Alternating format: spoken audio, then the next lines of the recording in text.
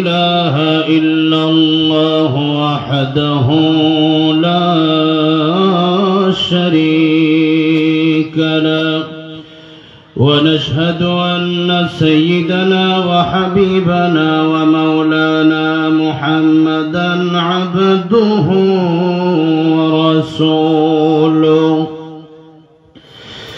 الذي أرسله بالحق بشيرا ونذيرا وداعيا إلى الله بإذنه وسراجا منيرا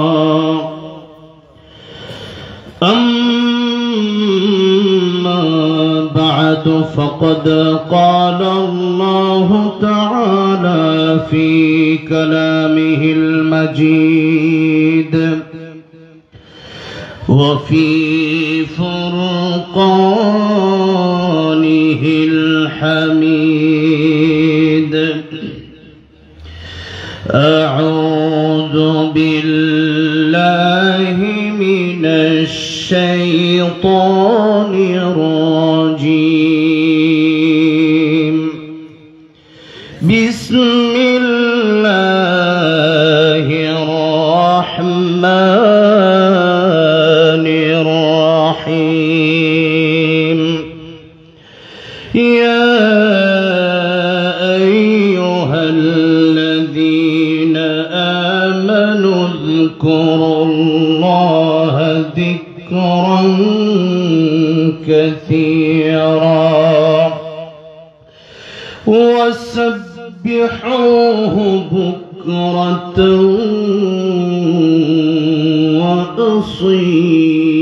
وأصيلا صدق الله العظيم وقال النبي صلى الله عليه وسلم اغتنم خمسا قبل خمس شبابك قبل هرمك وصحتك قبل سقمك وغناك قبل فقرك وفراغك قبل شغلك وحياتك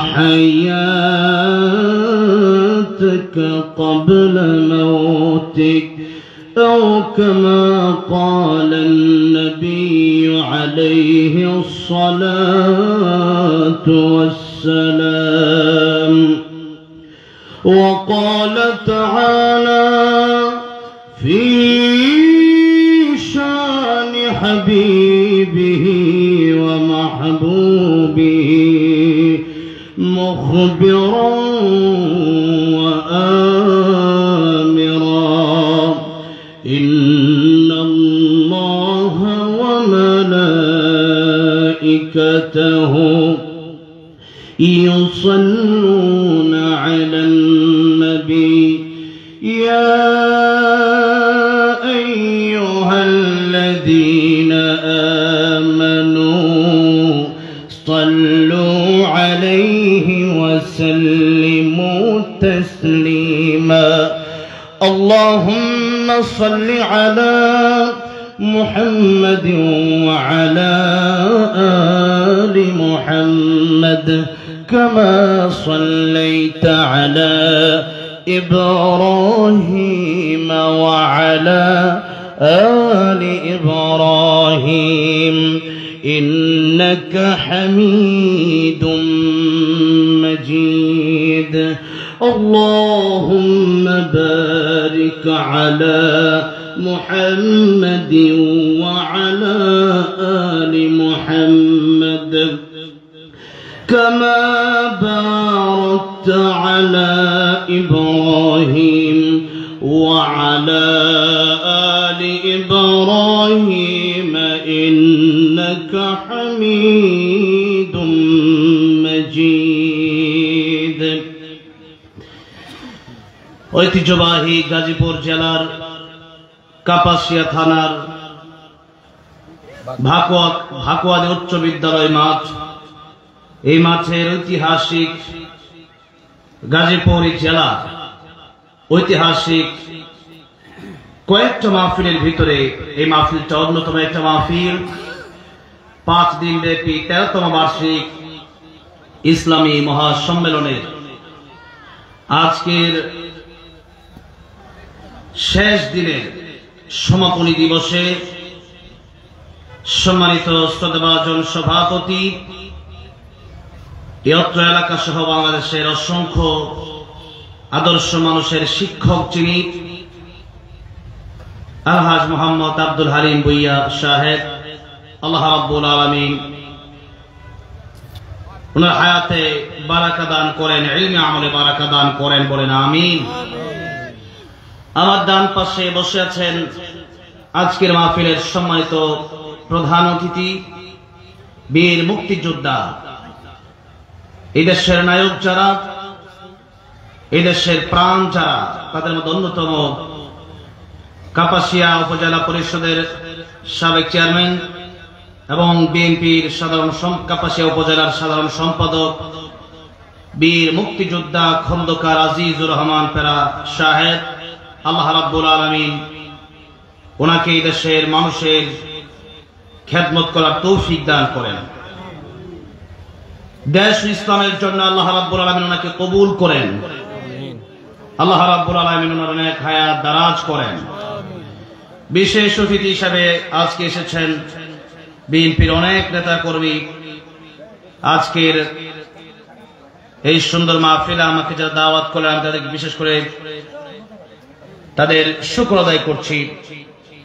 বিশেষ করে আমার রাশেদ ভাই এবং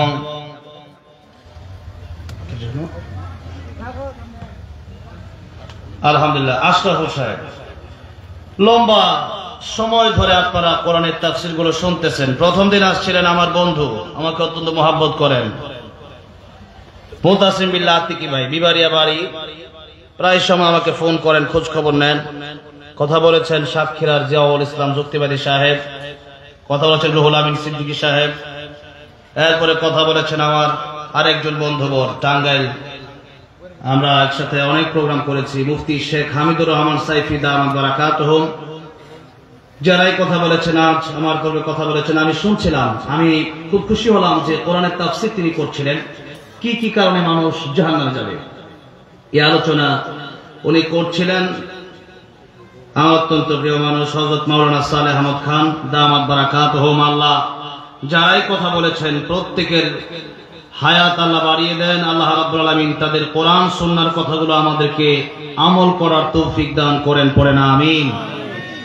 যারা এই মাহফিলের জন্য কষ্ট করলেন, আজ এই পর্যন্ত আসলেন, টাকা পয়সা দিলেন, যে যেভাবেই কষ্ট করেছেন, এখানে বুদ্ধি পরামর্শ এবং মাহফিলটি বাস্তবায়ন করার জন্য দৌড়াদৌড়ি করেছেন, এই মাহফিলে এই পর্যন্ত আসলেন, বসলেন, আল্লাহ রাব্বুল আলামিন আজকের এই মাহফিলের উসিলায় কাল কিয়ামতের ময়দানে যেন আমাদেরকে প্যারা নবী মুহাম্মদ রাসূলুল্লাহ সাল্লাল্লাহু আলাইহি ওয়াসাল্লামের সাথে জান্নাতুল ফিরদাউস দান করেন, পড়েন আমিন। আজকের এই মাহফিলে আমি এসেছি, এই মাহফিলটা এত ঐতিহাসিক একটা মাহফিল, এই মাহফিলটাতে অনেক আলোচকরা আলোচনা করেছেন, অনেক বড়রা কথা বলেছেন, আমি এখানে যাদের পায়ের ধুলার যোগ্য না, তারপরে আমাকে এখানে ডেকেছেন, আমি এসেছি, আমি যেন কিছু কথা কোরআন সুন্নাহ থেকে ইখলাসের সাথে আমলের নিয়তে আপনারা যেন আমলের নিয়তে শুনতে পারেন, আমি যেন বলতে পারি, আল্লাহ সেই তৌফিক দান করে দেন, বলে না আমিন। আমি খুতবার আলোচনার শুরুতেই আপনাদের কাছ থেকে একটু সময় চেয়ে নেব, যতক্ষণ আলোচনা করব। যেভাবে আছেন, এই মাহফিলটা অনেক বড় মাঠ, আগামী থেকে আরো বড় করলে ভালো হয়, প্যান্ডেলটা আরো বড় করলে ভালো হয়। কালকে মাহফিল ছিল জয়পুরহাট, 2-3 কিলোমিটার, 2-3 কিলোমিটার, প্রায় 50-60 হাজার মানুষ। তো মানুষ আর ওই পাশে প্যান্ডেল আর একটু খোলা রাখলে ভালো হয়, অনেক মানুষ দেখতে পাচ্ছে না, কষ্ট হচ্ছে। যেভাবে আছি, আল্লাহ রাব্বুল আলামিন আমাদেরকে সুন্দর স্বাধীন একটা দেশ দিয়েছেন, স্বৈরাচার মুক্ত একটি সুন্দর সোনার বাংলাদেশ আমাদেরকে উপহার আল্লাহ রাব্বুল আলামিন দিয়েছেন। এই দুনিয়ায় মানুষ আমরা কষ্ট করেছি, আল্লাহ রাব্বুল আলামিন আবু সাঈদ মুগ্ধ শহীদদের বিনিময়ে সুন্দর একটি দেশ আমাদেরকে দিয়েছেন। এক সময় এই কথাগুলো বলার জন্য ওসির কাছে, ডিসির কাছে 14 জায়গায় দৌড়াদৌড়ি করা লাগতো, এরপরও মাহফিল গুলো করা যেত না, ঠিক না বেঠে? আমরা সেরকম বাংলাদেশ আর দেখতে চাই না। ইসলামের সাথে যাদের কোনো সম্পর্ক নাই তাদের সাথে আমাদেরও কোনো সম্পর্ক নাই। আল্লাহ এই দেশকে সমস্ত জুলুম, সমস্ত ফিতনা থেকে হেফাজত করেন, জোরে বলেন আমিন। আল্লাহর শুকর আদায় করছি যে আল্লাহ রাব্বুল আমিন এই সুন্দর সমাজ আমাদেরকে উপহার দিয়েছেন কোরআন সুন্নাহ থেকে। প্রাণ খুলে আমার ভাই বড় ভাই বলতেছিলেন যে আজকে কথা হবে কোরআন সুন্নাহ থেকে, আজকে কারো বাধা হবে না। এই জন্য আজকে আমার আল্লাহর শুকর আদায় করে নিচ্ছি সকলেই শ্রদ্ধা জড়িত কণ্ঠে আমার আল্লাহর প্রেম ভালোবাসা অন্তরে নিয়ে জবান ছেড়ে দিয়ে পড়ছি আলহামদুলিল্লাহ। এই আওয়াজ মেনে নিতে পারছি না। আমরা এখানে যারা আছি আমরা কি কাপুরুষ না বীর পুরুষ? আল্লামা সাঈদী বলেছিলেন বিড়ালের মতো 500 বেঁচে থাকার কোনো লাভ নাই, সিংহের মতো 8 ঘন্টা বাঁচতে চায়, ঠিক আছে? এই জন্য সেভাবেই কথা বলবেন। এই কথাগুলো আমরা চুপ ছিলাম বলে সেটা 16 বছর ছিল। কথা বলতে হবে, কথা বলবেন না বোবা শয়তান হয়ে যাবেন। কি হয়ে যাবেন? বোবা শয়তান হয়ে যাবেন। কথা আমাদেরকে বলতেই হবে। আজকে যখনই নাকি আমার যুবক ভাইরা প্রতিবাদ করলো, এই দেশ থেকে স্বৈরাচার বিদায় হয়ে গেল। ফ্যাসিস্ট বলল কি সেনাপ্রধান গুলি করো না কেন? বলল প্রতিবাদীতে 1 2 জন না, কোটি কোটি মানুষ, গুলি করবো কয়জনকে? সুতরাং সবাই মিলে যদি জুলুমের বিরুদ্ধে ঐক্যবদ্ধ হয়ে যায়, বাংলার জমি ইসলামের বিরুদ্ধে কথা বলার মতো স্বৈরাচারের খোঁজে পাওয়া যাবে না, ঠিক না বেঠে? রাজা সরকার কাছে হাত দেখতে চাই।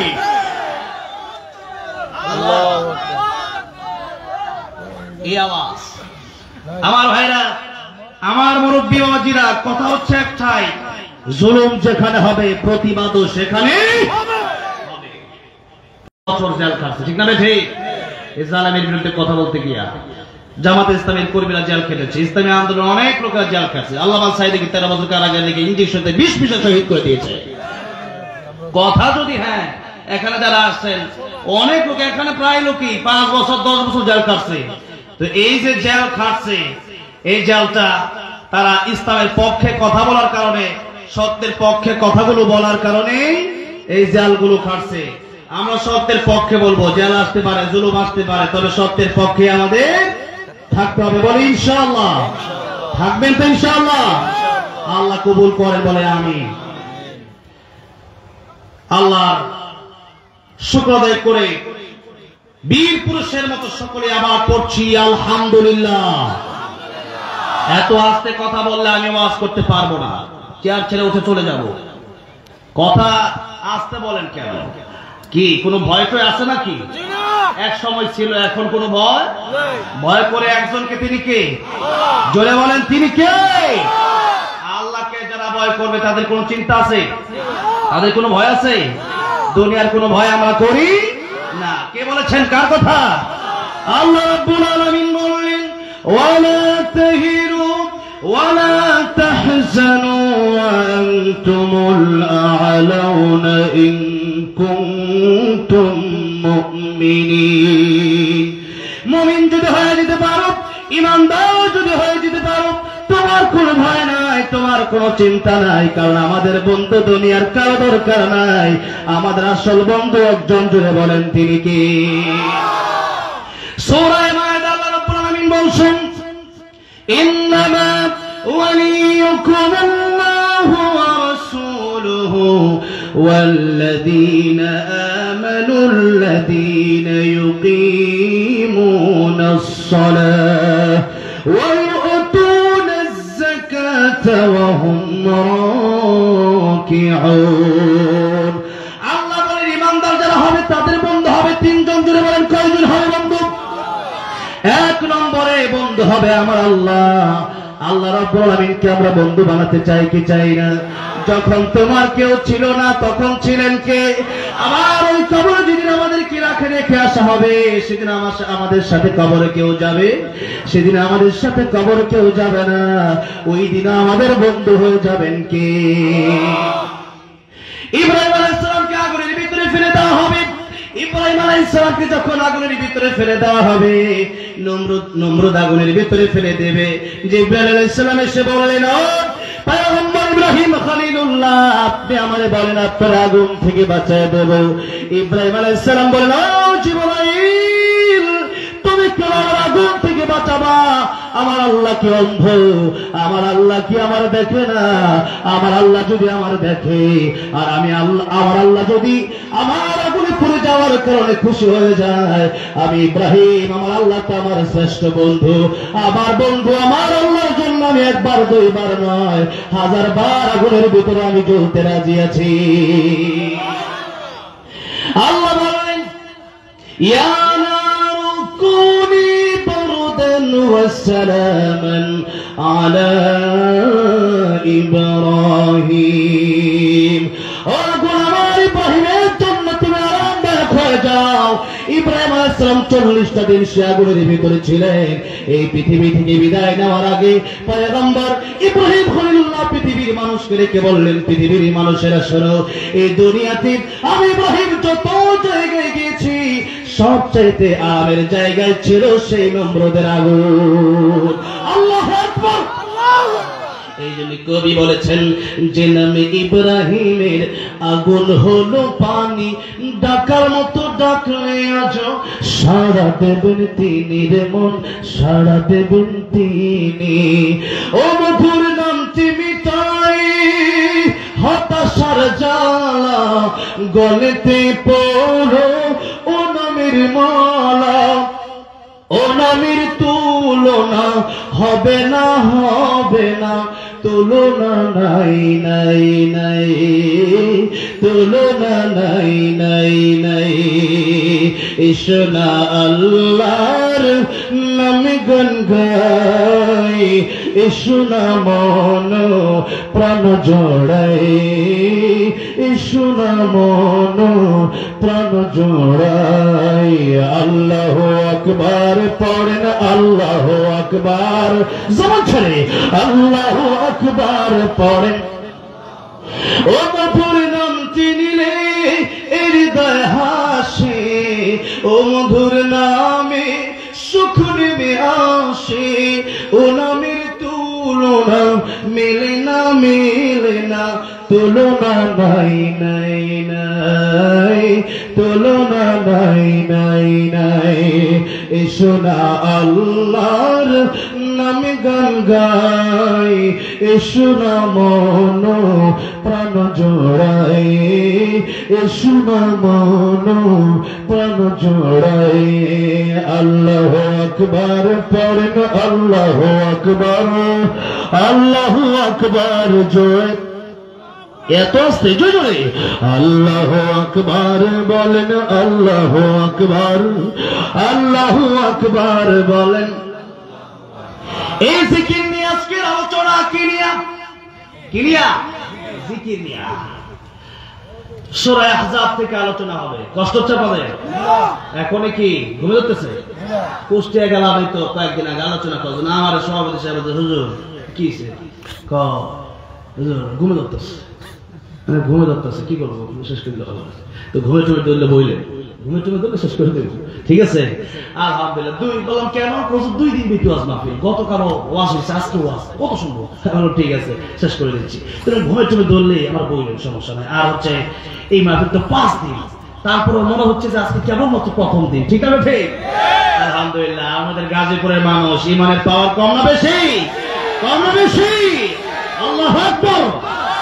তাহলে আল্লাহর প্রেম ভালোবাসা নিয়ে ওই যে মোটরসাইকেল, আমি বলছিলাম না যে হ্যাঁ মোটরসাইকেল যারা মালিক আছে একটু সরায় দেন, একটু সরায় দাঁড়ান আমার ভাইরা, একটু ঢুকবে, একটু বসবে, একটু সরায় দেন। ওইদিকে অনেক জায়গা আছে আলহামদুলিল্লাহ। এই মাঠটা যারা দিয়েছেন 100-150 বছর আগে, উনি কি জানো না নামটা দিল যে আহসানুদ্দিন হাজী সাহেব, ওর জন্য আমরা দোয়া করবো। আজকে এই মাপটা কোটি কোটি টাকার সম্পদ উনি স্কুলের জন্য, হসপিটালের জন্য, মাদ্রাসার জন্য, মসজিদের জন্য ওয়াকফ করে গেছেন। আল্লাহ ওনার কবরকে জান্নাতের বাগান বানাতে পারেন, আমিন। তিনি একসময় হেঁটে হেঁটে হজে গিয়েছিলেন, আজকে তো আমরা সহজে সহজে হজে যাই। আল্লাহ রাব্বুল আলামিন ওনার 4 জন সন্তান ছিলেন। আমার ওই যে রাশেদ ভাইয়ের দাদা হয়, তারা 4 জন, ওনারাও কবর চলে গেছে। আল্লাহ ওনার কবরকে, আল্লাহ ওনাদের সবার কবরকে জান্নাতের বাগান বানাতে বলেন, আমিন। অনেকে এখানে আসছে, অনেকের মা বাবা, যিনি কথা বললেন, আপনি যে কথা বললেন নজরুল ইসলাম সাহেব, ওনার আব্বা আম্মা কেউ নাই এখানে, অনেকে আছেন আব্বা আম্মা নাই, একটু মোনাজাত করে যাবেন ইনশাআল্লাহ, যাবেন তো ইনশাআল্লাহ, মোনাজাত হবে ইনশাআল্লাহ। প্রতিদিন তো কোরআনের কথা বলি, এই জবানটা দিয়ে কতবার আমার ঘর জমা দিয়েছি আমি নিজেও জানি না, আল্লাহ জানে। তো এই বছর আবার হজে যাবো ইনশাআল্লাহ। তো প্রতিদিন কোরআন তাফসীর করতেছি, দোয়া করবো আপনাদেরকে নিয়ে। তো আপনারা এখানে অনেক মুরব্বীরা আছে যারা আল্লাহওয়ালা মানুষ, তাদেরকে নিয়ে আমরা একসাথে মোনাজাত করে বাড়তে যাবো তো ইনশাআল্লাহ। কেউ উঠবো না ইনশাআল্লাহ, সর্বোচ্চ 12টা পর্যন্ত, এরপর আলোচনা যাবে না। এই টাইমটা পর্যন্ত আমরা যেন মানে আল্লাহর জন্য বসতে পারি বলে না। সূরা আহজাব, কোন সূরা? সূরা আহজাব। এই সূরা আহজাবের 41 এবং 42 নম্বর আয়াত আপনাদের সামনে তেলাওয়াত করেছি। এই আয়াতের ভিতরে আল্লাহ রাব্বুল আলামিন যে কথাটা বলেছেন, এই কথা থেকে আমরা কোরআন শরীফ এবং কিছু তাফসীর থেকে আমরা তাফসীর করব, বলি ইনশাআল্লাহ, বলি ইনশাআল্লাহ। ওয়ামা তাওফীকি ইল্লা বিল্লাহ আলাইহি তাওয়াক্কালতু ওয়া ইলাইহি উনীব। আল্লাহ তাআলা আমরা বলার তৌফিক দান করেন, বলেন আমিন। আল্লাহ রাব্বুল আলামিন বলছেন, ইয়া আইয়ুহাল্লাযীনা আমানু যকুরুল্লাহা যিকরান কাসীরা ওয়াসাব্বিহুহু বুকরাতাও ওয়া আসীলা। জোরে বলেন আল্লাহু আকবার। আল্লাহ বললেন, ইমানদার যারা আছো, বেশি বেশি আমি আল্লাহ জিকির করো। কি করবেন? বেশি বেশি কি করবেন? ওয়াজ তো শুধু শুনেন, কিন্তু এই ওয়াজ মানার দরকার আছে না নাই? ওয়াজ তো শুধু শুনেন কিন্তু মানেন না, ওটা পকেটের ভিতরে আপনারা রেখে দেন, ডান কানে ঢোকায় বাম কান দিয়ে ওয়াজ বের করে দেন। এই ওয়াজগুলো আমাদের আমলের নিয়তে শোনার দরকার আছে না নাই? আল্লাহ বললেন বেশি বেশি জিকির করো, তার মানে সুবহানাল্লাহ আলহামদুলিল্লাহ বললেন, তার মানে জিকির কি শেষ হয়ে গেল? হ্যাঁ, সুবহানাল্লাহ আলহামদুলিল্লাহ বললে জিকির শেষ হয়ে গেল না। তাফসীরে কাবীর ইমাম ফখরুদ্দীন রাজি রাহমাতুল্লাহ আলাইহি লিখেছেন, জিকিরের প্রধানতম অর্থ হচ্ছে 5টা। জোরে বলেন, জিকিরের প্রধানতম অর্থ হচ্ছে কয়টা? 1 নম্বরে আল্লাহ রাব্বুল আলামিন বলছেন, ইন্না নাহনু নাযালনা যিকরা ওয়া ইন্না লাহু লাহাফিজুন।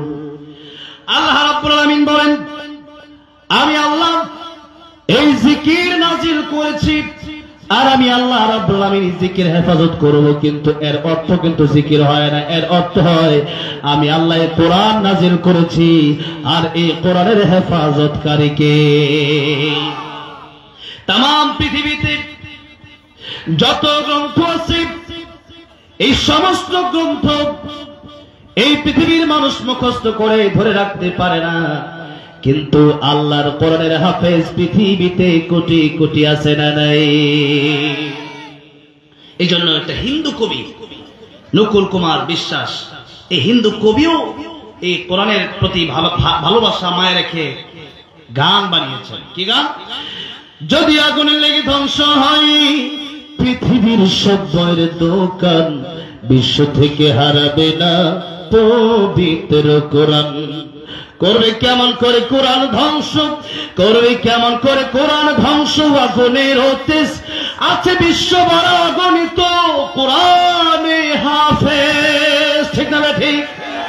তারা আবার ছাপিয়ে আসমানি গ্রন্থ, তারা আবার ছাপিয়ে আসমানি গ্রন্থ, বাঁচাবে কোরআনের সম্মান, বিশ্ব থেকে হারাবে না পবিত্র কোরআন, বিশ্ব থেকে হারাবে না পবিত্র কোরআন।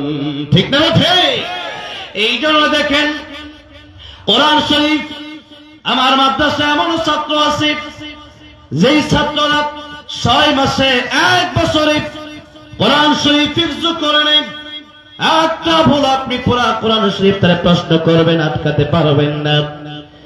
এই কোরআন শরীফ আল্লাহ রাব্বুল আলামিন শেখার জন্য আমাদের জন্য সহজ করে দিয়েছেন। এই কোরআন হচ্ছে 1 নম্বর জিকির। তাহলে সর্বোত্তম জিকির হলো কোরআন শরীফ। কি কোরআন শরীফ?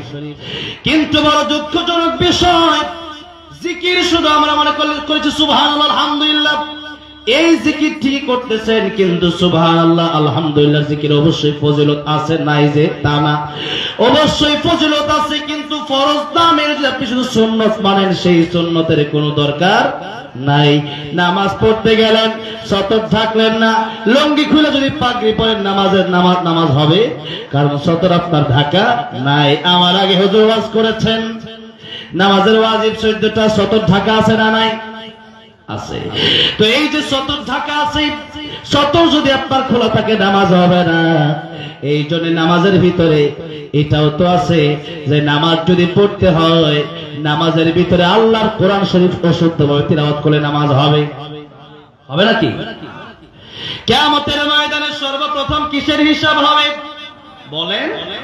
নামাজের হিসাব হবে। আউয়ালু মা ইউহাসাবু বিহিল আবদু ইয়াউমাল কিয়ামাতিস সালাহ। কিয়ামতের ময়দানে সর্বপ্রথম নামাজের হিসাব হবে। এখন নামাজের হিসাব দিতে গিয়া পৃথিবীর কোটি কোটি মানুষ ধরা খেয়ে যাবে। কেমনে ধরা খাবে? টাঙ্গাইলে যাচ্ছে সিরাজগঞ্জে মাহফিলে, তো টাঙ্গাইলের আঙ্গায় গেলাম, সেখানে পাম্পাসে পাঞ্চেগানা নামাজের অবস্থান, সেখানে নামাজে আমি একজন নামাজ পড়াচ্ছে, তার পেছনে গিয়ে দাঁড়ায় গেলাম। সূরা ফাতিহা সে কুল হু আল্লাহ সূরা পড়তেছে, সূরা ইখলাস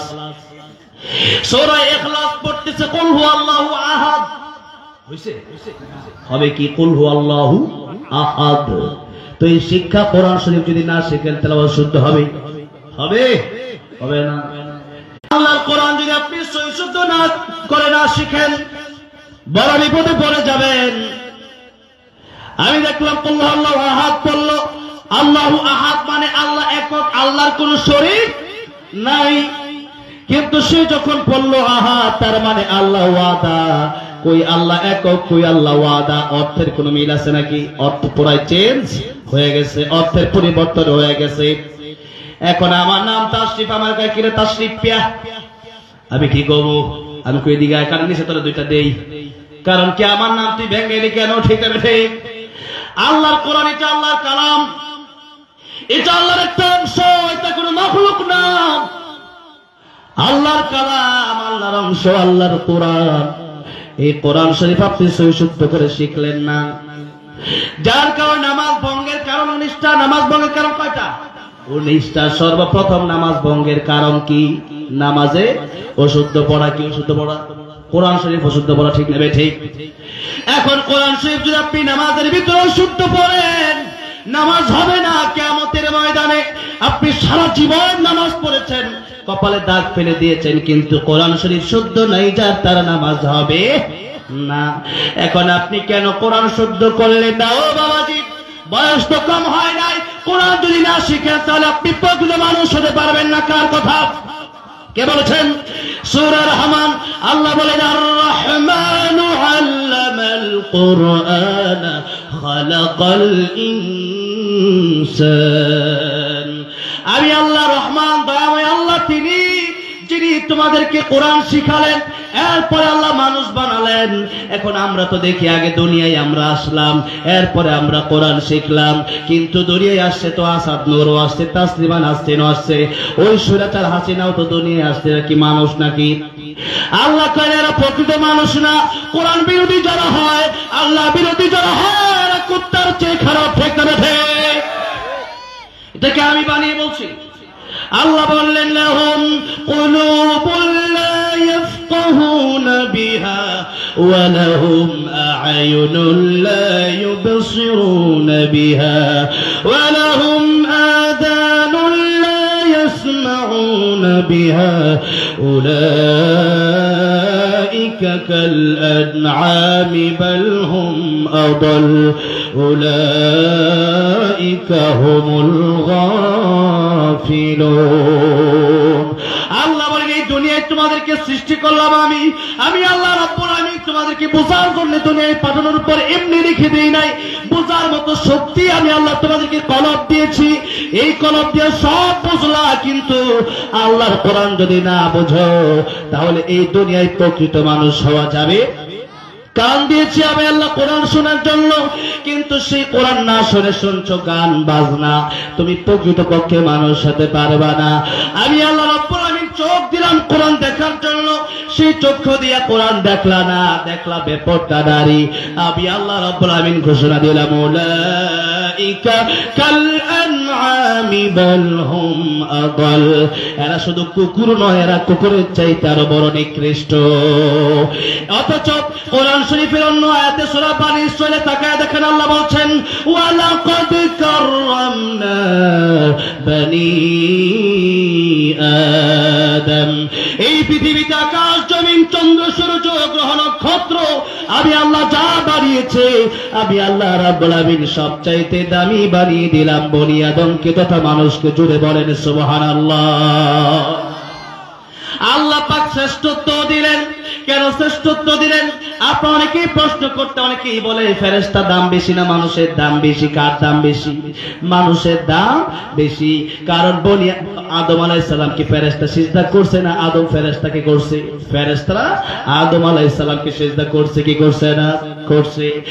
এখন সেই ফেরেশতারা সিজদা করছে, এখন ফেরেশতার চেয়ে মানুষ কেন দামি আগে ভালো করে বুঝেন। ফেরেশতার কোনো গুনাহ করার ইচ্ছাই নাই, আর মানুষের গুনাহ করার ইচ্ছা আছে না নাই? আল্লাহ বলেন ফেরেশতার গুনাহ করার ইচ্ছা নাই তাই ফেরেশতা গুনাহ করে না, আর মানুষের গুনাহ করার ইচ্ছা আছে।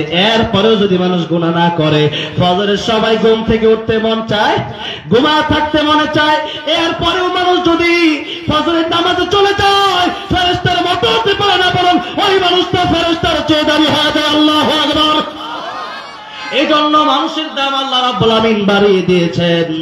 আল্লাহ রাব্বুল আলামিন সূরা ৩-এ ৪টি কসম করে বললেন ওয়াত-তিনি ওয়াজ-যাইতুনি ওয়া তুরি সিনিন ওয়া হাযাল বালাদিল আমিন লাকাদ খালাকনাল ইনসানা ফি আহসানি তাকওয়িম।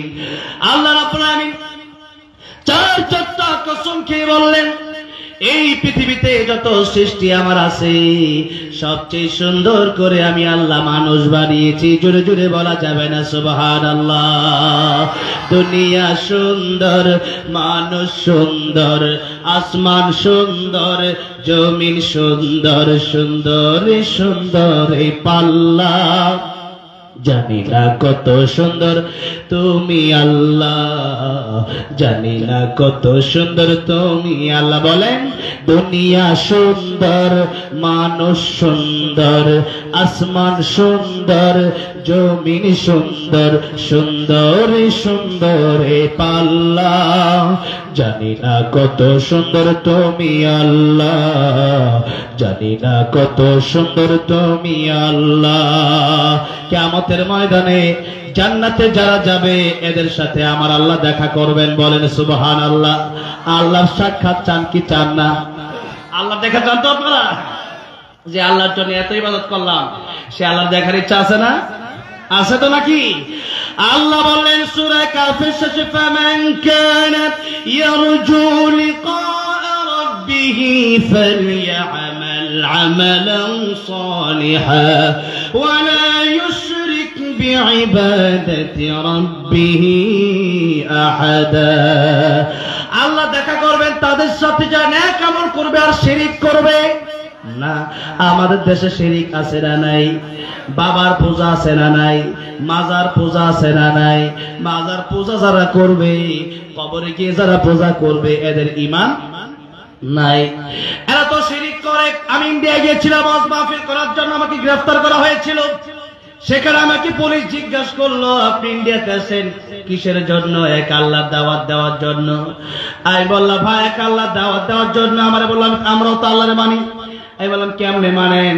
আল্লাহ আল্লাহ আমাদের প্রভু, আরো 359টা আমাদের প্রভু আছে, এক আল্লাহ এত কিছু পারে কেমনে? আমি বললাম আরে বোকা তুমি তো বুঝো না, লাউ কানা ফীহিমা আলিহাতুন ইল্লাল্লাহু লাফাসাদাতা, আল্লাহ যদি দুইজন হতো তাহলে মারামারি হতো। এক আল্লাহ বলতো আজকে সূর্য উঠবে, আরেক আল্লাহ বলবে আজকে সূর্য উঠবে না। এক আল্লাহ বলতো আজকে চন্দ্র উঠবে, আরেক আল্লাহ বলতো আজকে চন্দ্র উঠবে না। এই জন্য মারামারি হয়ে যেত। এই জন্য আল্লাহ রাব্বুল আলামিন তিনি একজন, যিনি পারেন তিনি সবই পারেন। আর এই দুনিয়ায় আমরা যা আছি সবই হলাম মাখলুক। এই একটা কথার কারণে আমার এই গ্রেফতার করে রেখে দেওয়া হলো। আমার ভাইরা, আমার মুরব্বী বাজিরা, এখন আপনিও যদি ওই হিন্দুর মতো হিন্দু করতেছে গিয়া সেই মূর্তির পূজা, আর আপনি যদি করেন মাজারে পূজা, পীরের পায়ে যদি আপনি সেজদা দেন, ঈমান থাকবে না। আল্লাহর নবী বলেছেন সিজদা যদি কাউকে দেওয়া যেত, আমি বলতাম ও দুনিয়ার স্ত্রীরা, তোমরা তোমাদের স্বামীর পায়ে সিজদা করো, আল্লাহু আকবার। তবে স্বামীর পায়ে সিজদা করা যাবে না, স্বামীর মর্যাদা বাড়ায় দেওয়ার জন্য নবীজি এই কথা বললেন। কিন্তু এখনকার স্বামীর স্ত্রীরা এখন কি রকম মেনে চলে স্বামীকে? কি করে? তোমার ঘরে আইছি এটা বড় ভুল করছি, আল্লাহ যে কেন এই ঘরে আনছিল, ঠিক না? ঠিক এরকম আছে না নাই? নারীরা দুই কারণে জাহান্নামে যাবে বেশি, মহিলা তো আসছে আপনাদের চাইতে বেশি। কয় কারণে? এক নম্বর কারণ হলো তারা গীবত করে। কি করে? কি করে? আপনারাও করেন না? চার দোকানে করেন না গীবত? বুঝেন তো ওইটা, ও বেটা ভালো না, লোকটা বেশি সুবিধার না। নবী বলেছেন আল কাইস মান দানা নাফসাহু ওয়া আমিলা লিমা বা'দাল মাউত। আত্মসমালোচনা করো, কবরের চিন্তা করো, কারণ আমার কবরে আমি যাব, আপনার কবরে আপনি যাবেন, আপনার কবরে আমি যাব না, আমার কবরে আপনি যাবেন না। সুতরাং নিজের জাহান্নাম থেকে বাঁচার জন্য নিজের চিন্তা করার দরকার আছে না নাই? আমি এই ঘটনাটা অনেকবার বলেছি মাহফিলে। ইন্ডিয়ার আসামে একবার গেলাম, তো সেখানের একজন অনেক বড় একজন আলেম, তিনি মাগরিবের নামাজ, আমি তো মুসাফির, তিনি আমার সাথে এসে যখন বসলেন বলেন মাগরিবের নামাজ পড়ায়, বললাম আপনি পড়ান। তো উনি মাগরিবের নামাজ পড়াতে গিয়ে কিছু ভুল করলেন। আমি চিন্তা করলাম তেলাওয়াতটা একটু অশুদ্ধ হয়েছে, আমি নামাজটা আবার পড়ে নিই। তো উনি সুন্নত পড়লো, আমি আবার যখন 3 রাকাত পড়লাম, উনি যে কোনো ভাবে বুঝতে পারলো যে উনি নামাজটা আমি দৌড়ালাম। আমি দ্বিতীয়বার মাগরিবটা আবার পড়লাম। তখন তিনি পরের দিন উনি আমাকে দাওয়াত করলেন, দাওয়াত করে ওনার মাদ্রাসায় আমাকে নিয়ে গেলেন। যাওয়ার পরে আমাকে অনেক হাদিয়ে দিলেন। হাদিয়ে দেওয়ার পরে বললেন যে ভাই, আপনি আমার ছোট ভাই, বয়সে ছোট হবেন, তবে একটা কথা হচ্ছে যে গতকাল মাগরিবের নামাজ আমি পড়ালাম, আপনি কেন আবার পড়লেন? আমি বললাম যে পড়েছি যে কোনো একটা কারণে, আমি পড়ছি, আমার নামাজ মনটা অন্যদিকে গিয়েছিল। তো তার কোরআন তেলাওয়াত একটু অশুদ্ধ হয়েছে, তার কারণে মনটা একটু আসলে অন্যদিকে গিয়েছিল। এটাও সত্য কথা। আমি ভাবছিলাম যে কি মনে করে, তো উনি বললো ভাই একটু সত্য করে বলেন। আমি বললাম সত্য কথা হচ্ছে এটা যে আপনার কোরআন তেলাওয়াত এক জায়গায় অশুদ্ধ হয়ে গেছে, অশুদ্ধ হয়েছিল, এই জন্য নামাজটা আমি আবার পড়লাম। তখন তিনি খুশি হলো, তিনি খুশি হয়ে বললেন আপনি আমার বড় উপকার করলেন। কি করলেন? উপকার। আর আমাদের ভুল ধরাই দিলে আমরা রাগ করি, যে ভুল ধরাই দিলে কেমন? মনে করেন একটা কথার কথা, আমার নাকে ময়লা বেঁচে আছে, এখন কেউ বইলা দিল যে আপনার নাকে ময়লা, আমি আমার নাকে ময়লা বললা কেন? এটা কি বলা ঠিক হবে? নাকি এই যে মাহফিলে আসার আগে আমাকে যদি কি বলো হুজুর আপনার মুখে একটা নাকে ময়লা লেগে আছে, এখন এই কথা বলার কারণে আমি তাকে আর বাহবা দেবো কেন? এখনো তুমি একলা দেখলা ভুলটা ধরাই দিচ্ছে, আগামীতে আরো হাজার হাজার মানুষের সামনে আমার এই ভুলটা হবে না। ভুল ধরাই দিলে খুশি হতে হবে, রাগ করা যাবে না। কিন্তু আমাদের স্বভাব হলো একটা ভুল আমাদেরকে ধরাই দিলে আমরা কই বেটা তুই কি হয়ে গেছিস, আমার চিনোস, এরকম আছে না নাই? হ্যাঁ, ভুল ধরাইতে হলে যদি বুঝেন যেটা ভুল মেনে নিবে। আপনার সে উপকার করলো। কি করলো? উপকার। যেই কথা বলছিলাম গীবত, এই গীবত আমাদের দেশে আজকে ছড়িয়ে গেছে। মহিলারা গীবতের কারণে বেশি জাহান্নামে যাবে। একজনের বিরুদ্ধে আরেকজন কথা 1 ঘন্টা 2 ঘন্টা বলতে থাকে। এই জন্য নিজের চিন্তা করেন, নিজের ভুল ধরেন, আরেকজনের ভুল পরে ধরবেন। আল্লাহ রাব্বুল আলামিন বলেছেন সূরা হুজুরাত, ওয়ালা ইয়াগতাব বা'দুকুম বা'দা আইয়ুহিব্বু আহাদুকুম আন ইয়াকুলা লাহমা আখিহি মাইতান ফাকারিহতুমুহ। আল্লাহ বলেন ওয়ালা ইয়াগতাব বা'দুকুম বা'দা, একজন আরেকজনের বিরুদ্ধে গীবত করবে না। আর আইয়ুহিব্বু, তোমরা এটা পছন্দ করো, আইয়ুহিব্বু আহাদুকুম, তোমাদের মধ্যে এমনটা কেউ পছন্দ করো যে আইয়াকুলা লাহমা আখিহি মাইতান ফাকারিহতুমুহ, যে তোমরা একে অপর ভাইয়ের মৃত মৃত ভাইয়ের গোশত তোমরা খাবে, এটা কি তোমরা কেউ পছন্দ করে? কেউ খায়? আমরা মৃত মানুষের গোশত কেটে কি কেউ আমরা খাই? আল্লাহ কত বড় কথা বললেন যে এটা যেমন অপছন্দ আমি আল্লাহ, এটা যেমন হারাম আমি আল্লাহ তোমাদেরকে গীবত করাও হারাম করে দিলাম। এবার একটু আসুন, ইমাম সুফিয়ান সাউরি রাহমাতুল্লাহ অনেক বড় ইমাম, অনেক বড় মুজাদ্দিদ আলেম, তিনি তার খাদেমকে একদিন ডেকে বললেন, খাদেম এই যে নাও কিছু টাকা পয়সা আমি তোমারে দিলাম, এই টাকা পয়সা তুমি ওই লোককে দিয়ে আসবা যে লোক আমার বিরুদ্ধে বদনাম বলে, আমার বিরুদ্ধে গীবত করে। খাদেম বলল, হুজুর যাবো না। হুজুর বলেন কেন? যে টাকা পয়সা দিলে তো আপনি আমার দিতে পারেন, আপনি তার দিলেন কেন? আপনার বিরুদ্ধে বদনাম বলে, আমি আপনার খাদেম, আমার দেন। হুজুর বললেন, খাদেম তাকে কি জন্য দিলাম? সে তো আমার এত বড় উপকার করছে যে উপকার আমার মা বাপেও আমার জন্য কিয়ামতের ময়দানে করবে না। কত বড় কথা! একটু লক্ষ্য করেন, এগুলো কথা কি আপনারা বুঝতেছেন তো নাকি? বলেন, দেশের সব জায়গায় তো মানুষ বোঝে নাকি? আমার এলাকার মানুষ আমার কথা বুঝে না নাকি? বুঝতেছেন? হ্যাঁ, বুঝতে হবে। কি জন্য বলতেছিলাম? হ্যাঁ, ইমাম সুফিয়ান সাউরি রাহমাতুল্লাহ আলাইহি তিনি বললেন যে দেখো আমার মা বাপেও আমার এত বড় উপকার করবে। এখন তো বোঝার ব্যাপার আছে, তো কিছু বোঝার ব্যাপার আছে না? দেখেন আল্লাহ রাব্বুল আলামিন, দেখেন মা আর বাবা তাদের ব্যাপারটা আল্লাহর ইবাদতের পরে কিন্তু আল্লাহ মা বাবার খেদমত করার কথা বলছেন, বলেন না? সূরা বনী ইসরাঈল আছে না? ওয়া ক্বাদা রাব্বুকা আল্লা তা'বুদু ইল্লা ইয়্যাহু ওয়া বিল ওয়ালিদাইনি ইহসানা। আল্লাহ বললেন আমার ইবাদতের পরে তোমরা তোমার পিতামাতার খেদমত করবা। কার খেদমত? কার খেদমত? পিতামাতার খেদমত। মা বাবার খুশি হয়ে যাও, আমার আল্লাহ খুশি হয়ে যাবে। আজ এই কথাগুলো আমাদের মানতে হবে, বুঝতে হবে। তবে লা তাআতা লিমাখলুকিন ফি মাসিয়াতিল খালিক, মা বাবা তারা যদি আল্লাহর বিরুদ্ধে এমন করে কথা বলে যে সুদ খাও, ঘুষ খাও, নামাজে যাওয়ার দরকার নেই, ঘুমাও, এই কথা মা বাবার শোনা যাবে না। মনে রাখতে হবে, কথার পয়েন্ট বুঝতে হবে। আর সন্তান যদি আপনার হক আদায় করে, কখন আদায় করবে? যখন আপনি তাকে মা বাবার হক কি এটা কোরআন থেকে আপনি শিক্ষা দিবেন, ঠিক না? ঠিক। আরে শিক্ষা না দিলে তো আদায় করবে না। এই কোরআন শরীফ থেকে শিক্ষাগুলো দিতে হবে। এই তো কাপাসিয়াতে একটা জায়গায়, ওই যে আমরা এদের ওইদিকে একটা বৃদ্ধাশ্রমে আমি গিয়েছিলাম কয়েকদিন আগে, যাওয়ার পরে দেখলাম মুরব্বী একজন মানুষ। আমি জিজ্ঞাসা করলাম, আপনি এখানে আপনার ছেলে কি করে? বলে ডক্টর। কোথায় থাকে? আমেরিকা। তো এখানে রেখে গেছে মানে? ওই স্ত্রী, তার স্ত্রী একজন আসে না, আমি একলা বাড়িতে, সে আমেরিকা থাকে, আমার দেখবে দেখার লোক তো আর নাই, তাই আমাকে চিন্তা করছে বৃদ্ধাশ্রমে রেখে গেছে আর কি। নাউযুবিল্লাহ বলে। এই কথাগুলো কোরআন শরীফের শিক্ষাগুলো আছে, আছে না নাই? আছে। এই জন্য মা বাপের হক নষ্ট করা যাবে না। মা বাপ যেটা চায় সেটা মা বাপকে খুশি করার চেষ্টা করবেন আপনার সাধ্যের ভিতরে। সাধ্যের বাইরে হলে সেটা করা যাবে না। সাধ্যের বাইরে তো করা যাবে, তবে যতক্ষণ সাধ্য আছে এরপর আপনি কষ্ট দিচ্ছেন তা হবে না। দেখেন আপনার সাধ্যের ভিতরে মা বাবার হক আপনার আদায় করতে হবে। আর যদি মা বাপকে আপনার সাধ্য আছে অনর্থক যদি আপনি কোনো কষ্ট দিয়ে ফেলেন, তাহলে আপনি বিপদে পড়ে যাবেন। আল্লাহর নবী বিশ্বনবী রাহমাতুল্লিল লিল আলামিন রাস্তা দিয়ে যাচ্ছেন, সেখানে আল্লাহর নবী বিশ্বনবী দেখলেন একটা কবরে আযাব হচ্ছে। নবীজি হাত উঠালেন, হাত উঠায় দোয়া করলেন, আয় আল্লাহ রাব্বুল আলামিন, এই বান্দার কবরের আযাব তুমি মাফ করে দাও, আমি তো রহমতের নবী। আল্লাহ হচ্ছেন রব্বুল আলামিন। আল্লাহ কি? আল্লাহ কি? রব্বুল আলামিন। আলহামদুলিল্লাহি রাব্বিল আলামিন। আর নবীর ব্যাপারে আল্লাহ বললেন, ওয়া মা আরসালনাকা ইল্লা রাহমাতাল লিল আলামিন।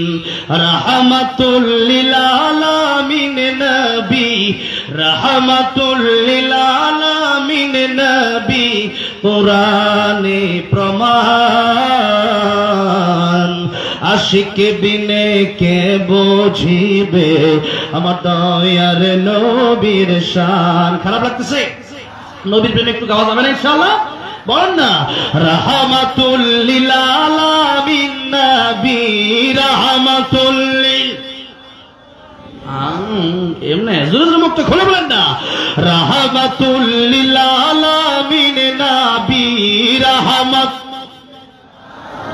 মিন নবী কোরআনে প্রমাণ আশিক বিনে কে বুঝিবে আমার দয়ার নবীর শান উম্মত বিনে কে বুঝিবে আমার দয়ার নবীর শান নবী আমার মদিনারি বলবো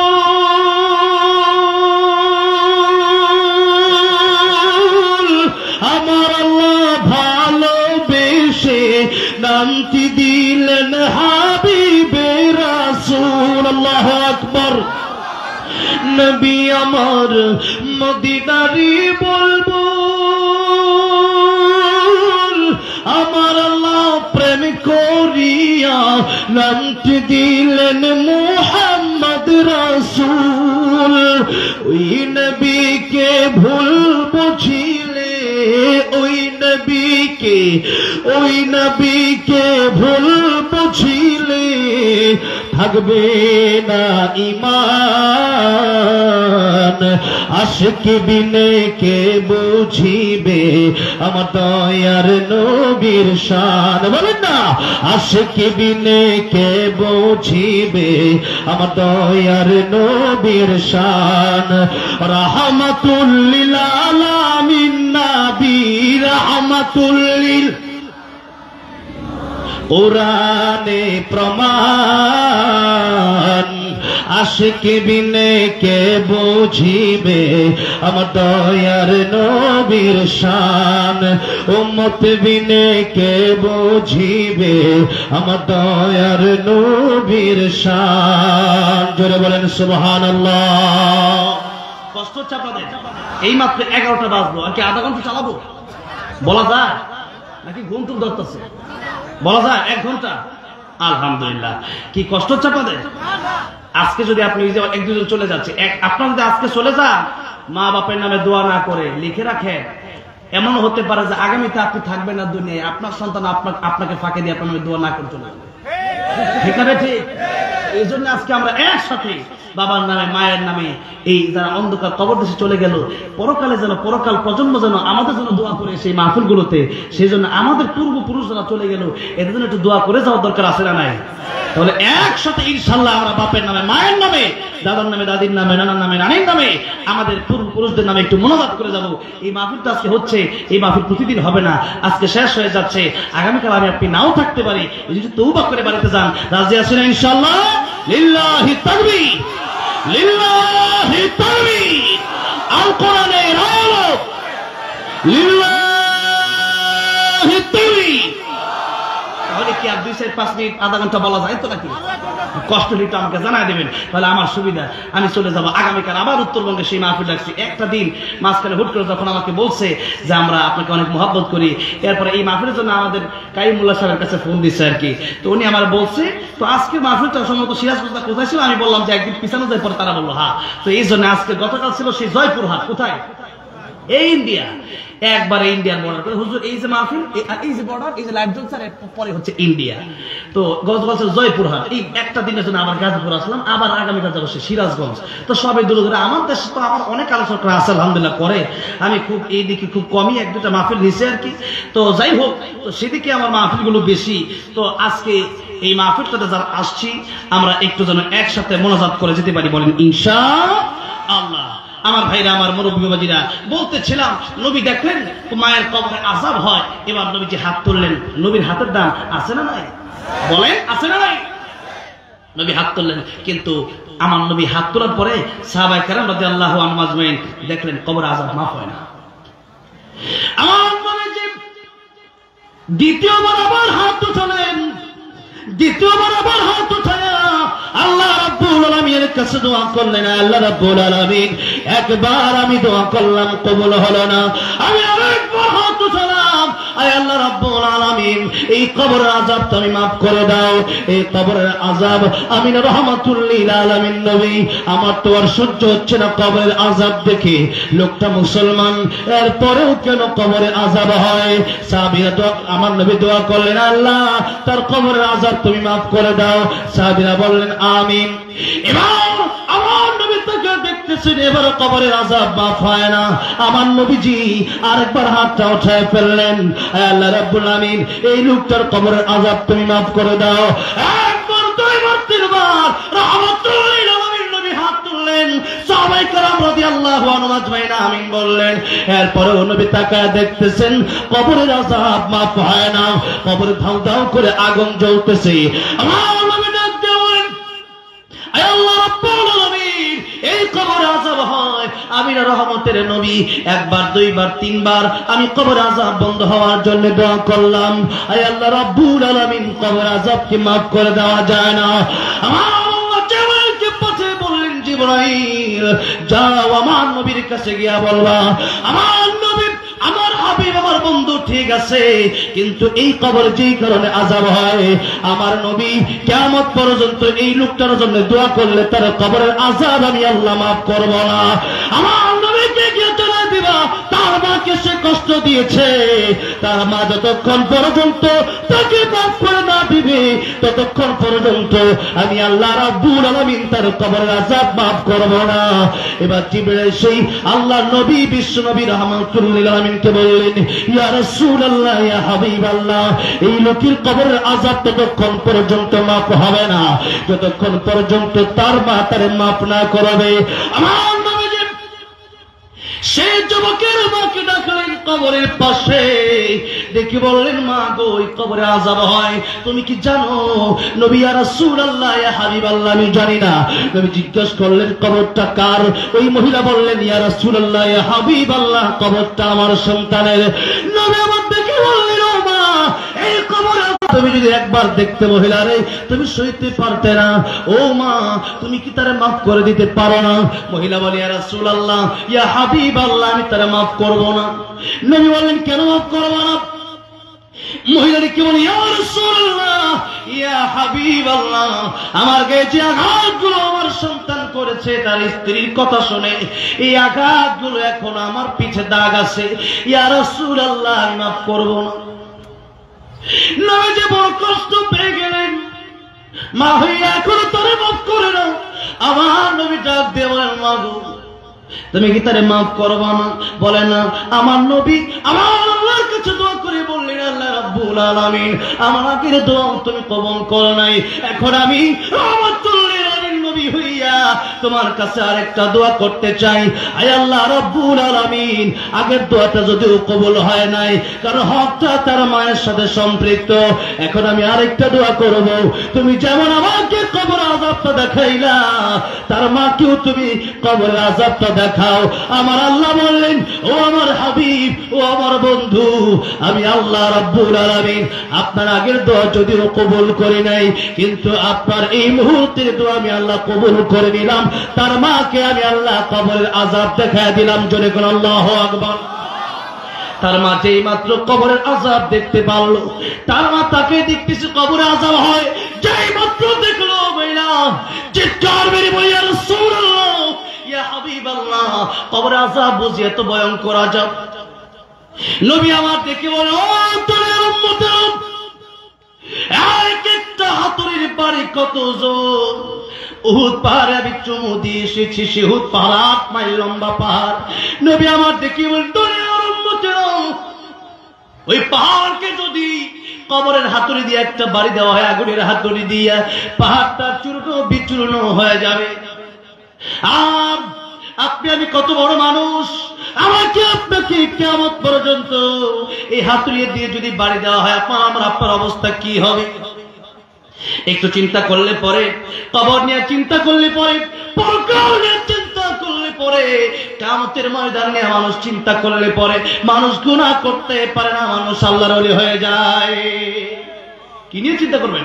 পরকাল।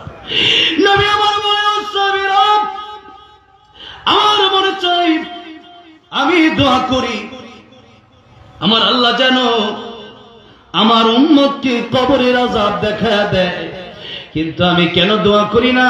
ও আমার উম্মতেরা, আমি যদি আমার উম্মতের জন্য দোয়া করি কবর আযাব দেখায় দেওয়ার জন্য, আমার আল্লাহ যদি সেই দোয়া কবুল করে নেন, তাহলে মানুষ তার বাবার লাশ নিয়ে আর কবরস্থানে যাবে না, মানুষ তার মায়ের লাশ নিয়ে কবরে যাবে না, নিজের ভাইয়ের লাশ নিয়ে ভাই কবরে যাবে না, বোনের লাশ নিয়ে মানুষ কবরে যাবে না। কবরে আমাদের দেশে কবর আছে, কিন্তু কবরের আযাব আমরা দেখতে পারি না। গরু ছাগল কবরের আযাব দেখতে পারি। এই জন্য মাঝে মধ্যে গরু ছাগল রশি ছিঁড়া গরু ছাগল পালায়া যায়, ছুটাছুটি করতে থাকে। আমার ভাইরা, আমার মুরব্বি ওয়াজিরা, এই জন্য রাস্তার পাশে কবর থাকলে সেখানে দাঁড়ায় যাবেন, সেখানে দাঁড়ায় দোয়া করবেন, কাঁদবেন। ওসমান গনি রাদিয়াল্লাহু আনহু তিনি কবরের পাশে যখন দাঁড়াতেন তখন এত কাঁদতেন, এত কাঁদার কখনো কাঁদতেন না। সাহাবায়ে কেরাম জিজ্ঞাসা করেন, ওসমান গনি এত কাঁদা আপনি কেন কাঁদেন? ও ভাই ওসমান কেন কাঁদেন বলেন? জান্নাত জাহান্নাম আলোচনা হয়, সেখানে আপনি এত কাঁদেন না, কবরের পাশে দিয়া গেলে আপনি কেন এত কাঁদেন? ওসমান গনি রাদিয়াল্লাহু আনহু কি বলেন, ও সাহাবীরা, এই কবর হলো মানুষের প্রথম ঘাঁটি। আল কবরু রাউযাতুম মিন রিয়াজিল জান্নাহ আও হুফরাতুম মিন হুফারিন নার। এই কবরটা প্রথম ঘাঁটি, কবরটা যার জন্য সুন্দর হয়ে যাবে তার সব ঘাঁটি সুন্দর হয়ে যাবে, আর কবরটা যার জন্য জাহান্নামের গর্ত হয়ে যাবে সে জায়গায় জায়গায় গিয়ে ধরা খেয়ে যাবে। এই জন্য কবরের সামনে যাবে, কবর জিয়ারত করবেন, সেখানে গিয়ে কাঁদবেন, চোখের পানি ছেড়ে দেবেন। চিন্তা করবেন এই কবরে যারা এক সময় ছিল, টাকা পয়সা অনেক ছিল, জমি জমা কম ছিল না, ক্ষমতা কম ছিল না, আজকে আমি দুনিয়ায় হাঁটি চলি, এই দুনিয়া থেকে আমার একদিন মৃত্যু হয়ে যাবে, 3.5 হাত মাটির ঘরে আমাকেও যেতে হবে। সুতরাং ওই কবর আযাবের কথা মাঝে মধ্যে চিন্তা করবেন, মৃত্যুর কথা বেশি বেশি স্মরণ করবেন। আশা করা যায় মরণের সময় ঈমান নসিব হয়ে যাবে। যেই মাত্র মহিলা দেখলো কবরে আযাব হয়, বলে ইয়া রাসূলুল্লাহ, ইয়া হাবিবাল্লাহ, আমি সইতে পারলাম না নবী, আমি এই মুহূর্তে আমার সন্তানকে মাফ করে দিলাম। যে মাত্র মহিলা তার সন্তানকে মাফ করে দিল, এমনি নবীজি তাকায় দেখতেছেন কবরটা জান্নাতের বাগান হয়ে গেছে। আল্লাহু আকবার। নবীজি দোয়া করল, এরপরেও কবরে আযাব মাফ হয় না, আর মাফ করে দিল, কবরে আযাব মাফ হয়ে গেল। তাহলে বোঝা গেল আপনি নামাজে হতে পারেন, আপনি হাসি হতে পারেন, গাজী হতে পারেন, মাকে যদি কষ্ট দিয়ে দেয়, মা যদি আপনার বিরুদ্ধে বদদুয়া দেয়, ওই মা মাফ না করা পর্যন্ত আমার আল্লাহ মাফ করবে। আমার ভাইরা, আমার মুরব্বী ওয়াজিরা, এতগুলো তোমার বাপে আরেকটু কথাকে আমি বলবো। নবী বললেন, মার বাপের দিকে তাকাও, একটা কবুল হজের সওয়াব। দেখেন, একটু কথা আমি আপনাদেরকে বলি। আমি এই বছর হজে যাবো ইনশাআল্লাহ, নিয়ত করেছি যাওয়ার জন্য আর কি। তো হজে গেলে মোটামুটি 8-10 লাখ টাকা লাগে। কত টাকা? ওমরা তো অনেকবার করছে, আল্লাহ করাইছে, তো হজ এবার করবো ইনশাআল্লাহ। তো 8-10 লাখ টাকা প্রয়োজন হজ করার জন্য। তো ইসলামে যে ইবাদত আছে, এই ইবাদতের সিস্টেম হলো হয়তো ওর আর্থিক নয়তো দৈহিক, অথবা দুটো সমন্বয়ে। যেমন আপনি নামাজ পড়তে যাবেন, নামাজটা হচ্ছে দৈহিক ইবাদত। ফজরের নামাজের সময় অনেক শীত, তো আপনার পাশের বাড়ির একজন নামাজ পড়ে, আপনি বলেন 500 টাকা দিলাম, তুমি আমার নামাজ পড়ে আসো, কি নামাজ হবে? হবে নাকি? নামাজ হবে না। আপনার নামাজ আপনাকে জামাতের সাথে পড়তে হবে। আবার যাকাত, এটা হচ্ছে আর্থিক ইবাদত, আগেরটা হচ্ছে দৈহিক ইবাদত, এটা হচ্ছে আর্থিক ইবাদত। এখন যাকাত আসছে আপনার 10,000 টাকা, আপনি চিন্তা করলেন যে 10,000 টাকা যাকাত না দিয়া 10 টাকা নামাজ পড়া নেই, কি বলেন, নামাজ হবে না? যাকাত হয়ে যাবে নাকি? হবে না। যাকাত এটা অর্থের মাধ্যমে প্রদান করতে হবে, গরিবকে মিসকিনকে দিয়ে দিতে হবে। এখন এটা হচ্ছে আর্থিক ইবাদত। আর নবী নিজে বলছেন, আল হাজ্জু ওয়াল হাজ্জু, হজ হলো কষ্টকর। হজ হচ্ছে এমন একটা ইবাদত যে ইবাদত হচ্ছে অর্থ এবং দেহ দুটো সমন্বয়ে, আর্থিক এবং দৈহিক উভয়টার সমন্বয় হচ্ছে হজ। এখন টাকা আছে, টাকা দিয়ে দিলেন হজ হয়ে যাবে নাকি? পাসপোর্ট করতে হবে, ভিসা করতে হবে, টিকিট করতে হবে, এরপরে আপনি সেখানে লম্বা জার্নি করে সেখানে যেতে হবে, তওয়াফ করতে হবে, সাই করতে হবে, মিনা যেতে হবে, মুজদালিফা যেতে হবে, কুরবানি করতে হবে, অনেক কাজ, এত কাজ। এবার বলেন হজ, হজ মানে আপনি সেখানে করলেন, কবুল হয়েছে কি হয়েছে তার কি কোনো গ্যারান্টি আছে নাকি? বলেন গ্যারান্টি আছে না? আচ্ছা এবার বলেন তো হজ বছরে কয়বার করা যায়? কয়বার? একবার করা যায়, জি হজ। এখন হজ করা যায় বছরে একবার। আর মার বাপের দিকে তাকানো যায় কয়বার দৈনিক? হিসাব করে কর দিন, হিসাব আছে কোনো? অসংখ্যবার। কালকে জিজ্ঞেস করছি জয়পুরহাট, মেলাবার মেলাবার নমাজ অনেকবার, হিসাব ছাড়া, ঠিক আছে, ঠিক মেলাবার তাকানো যায়। তো মা আর বাপের দিকে তাকাবেন, কি হবে? কবুল হজে, কি হবে? কবুল হজে সওয়াব হবে। সাহাবী বলে ইয়া রাসূলুল্লাহ, ইয়া হাবিবাল্লাহ, আপনি বলেছেন একবার তাকালে মায়ের দিকে, একবার তাকালে বাপের দিকে একটা কবুল হজের সওয়াব হয়ে যাবে। আমি যদি 100 বার তাকাই 100 কবুল হজের সওয়াব হবে। নবী আমার থেকে বলেন সাহাবী রে 100 বার কেন তাকাবা? যতবার তুমি তাকাতে পারো, তুমি তাকাতে তাকাতে অস্থির হয়ে যেতে পারো, কিন্তু আমার আল্লাহ সওয়াব দেওয়ার বেলায় কোনো অস্থির হবেন না। মায়ের চোখে ঝরলে পানি আল্লাহর আরশ কাঁপা যায়, কান্দে না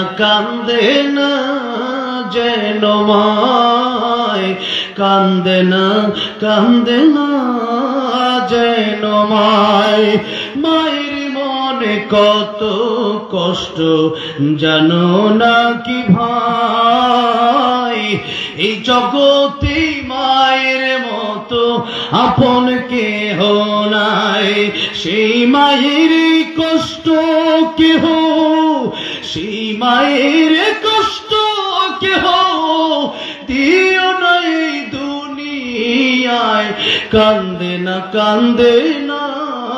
যেন মায়, কান্দে না যেন মায়। এই জন্য মায়ের খুশি করেন, বাপের খুশি করেন। মারে খুশি করতে পারলে, বাপের খুশি করতে পারলে, পরে কাল তো পরের কথা, দুনিয়াতে আমার আল্লাহ রাব্বুল আলামিন আপনারে ধনী বানায় দিবে।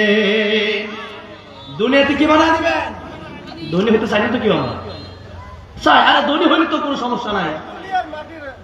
হ্যাঁ তা তো গাবো, মদিনার মাটির গাবো, গাবো না কেন? এই এলাকায় আসতে তো আমার সময় বেশি লাগে না, এত তাড়াহুড়া আমার নাই। আপনার সারা রাত থাকলে আমিও আসি, বুঝেন নাই কথাটা? হ্যাঁ, আমার দাদা বলে আসি, মাশাআল্লাহ, আল্লাহ কবুল করেন বলেন আমি। আপনাদের অনেকের পক্ষ থেকে রিকোয়েস্ট করা হয়েছে, সবার পক্ষ থেকে ওডি করে দোয়া করার দরকার আছে নাই? আল্লাহ হায়াত দান করেন বলেন আমি।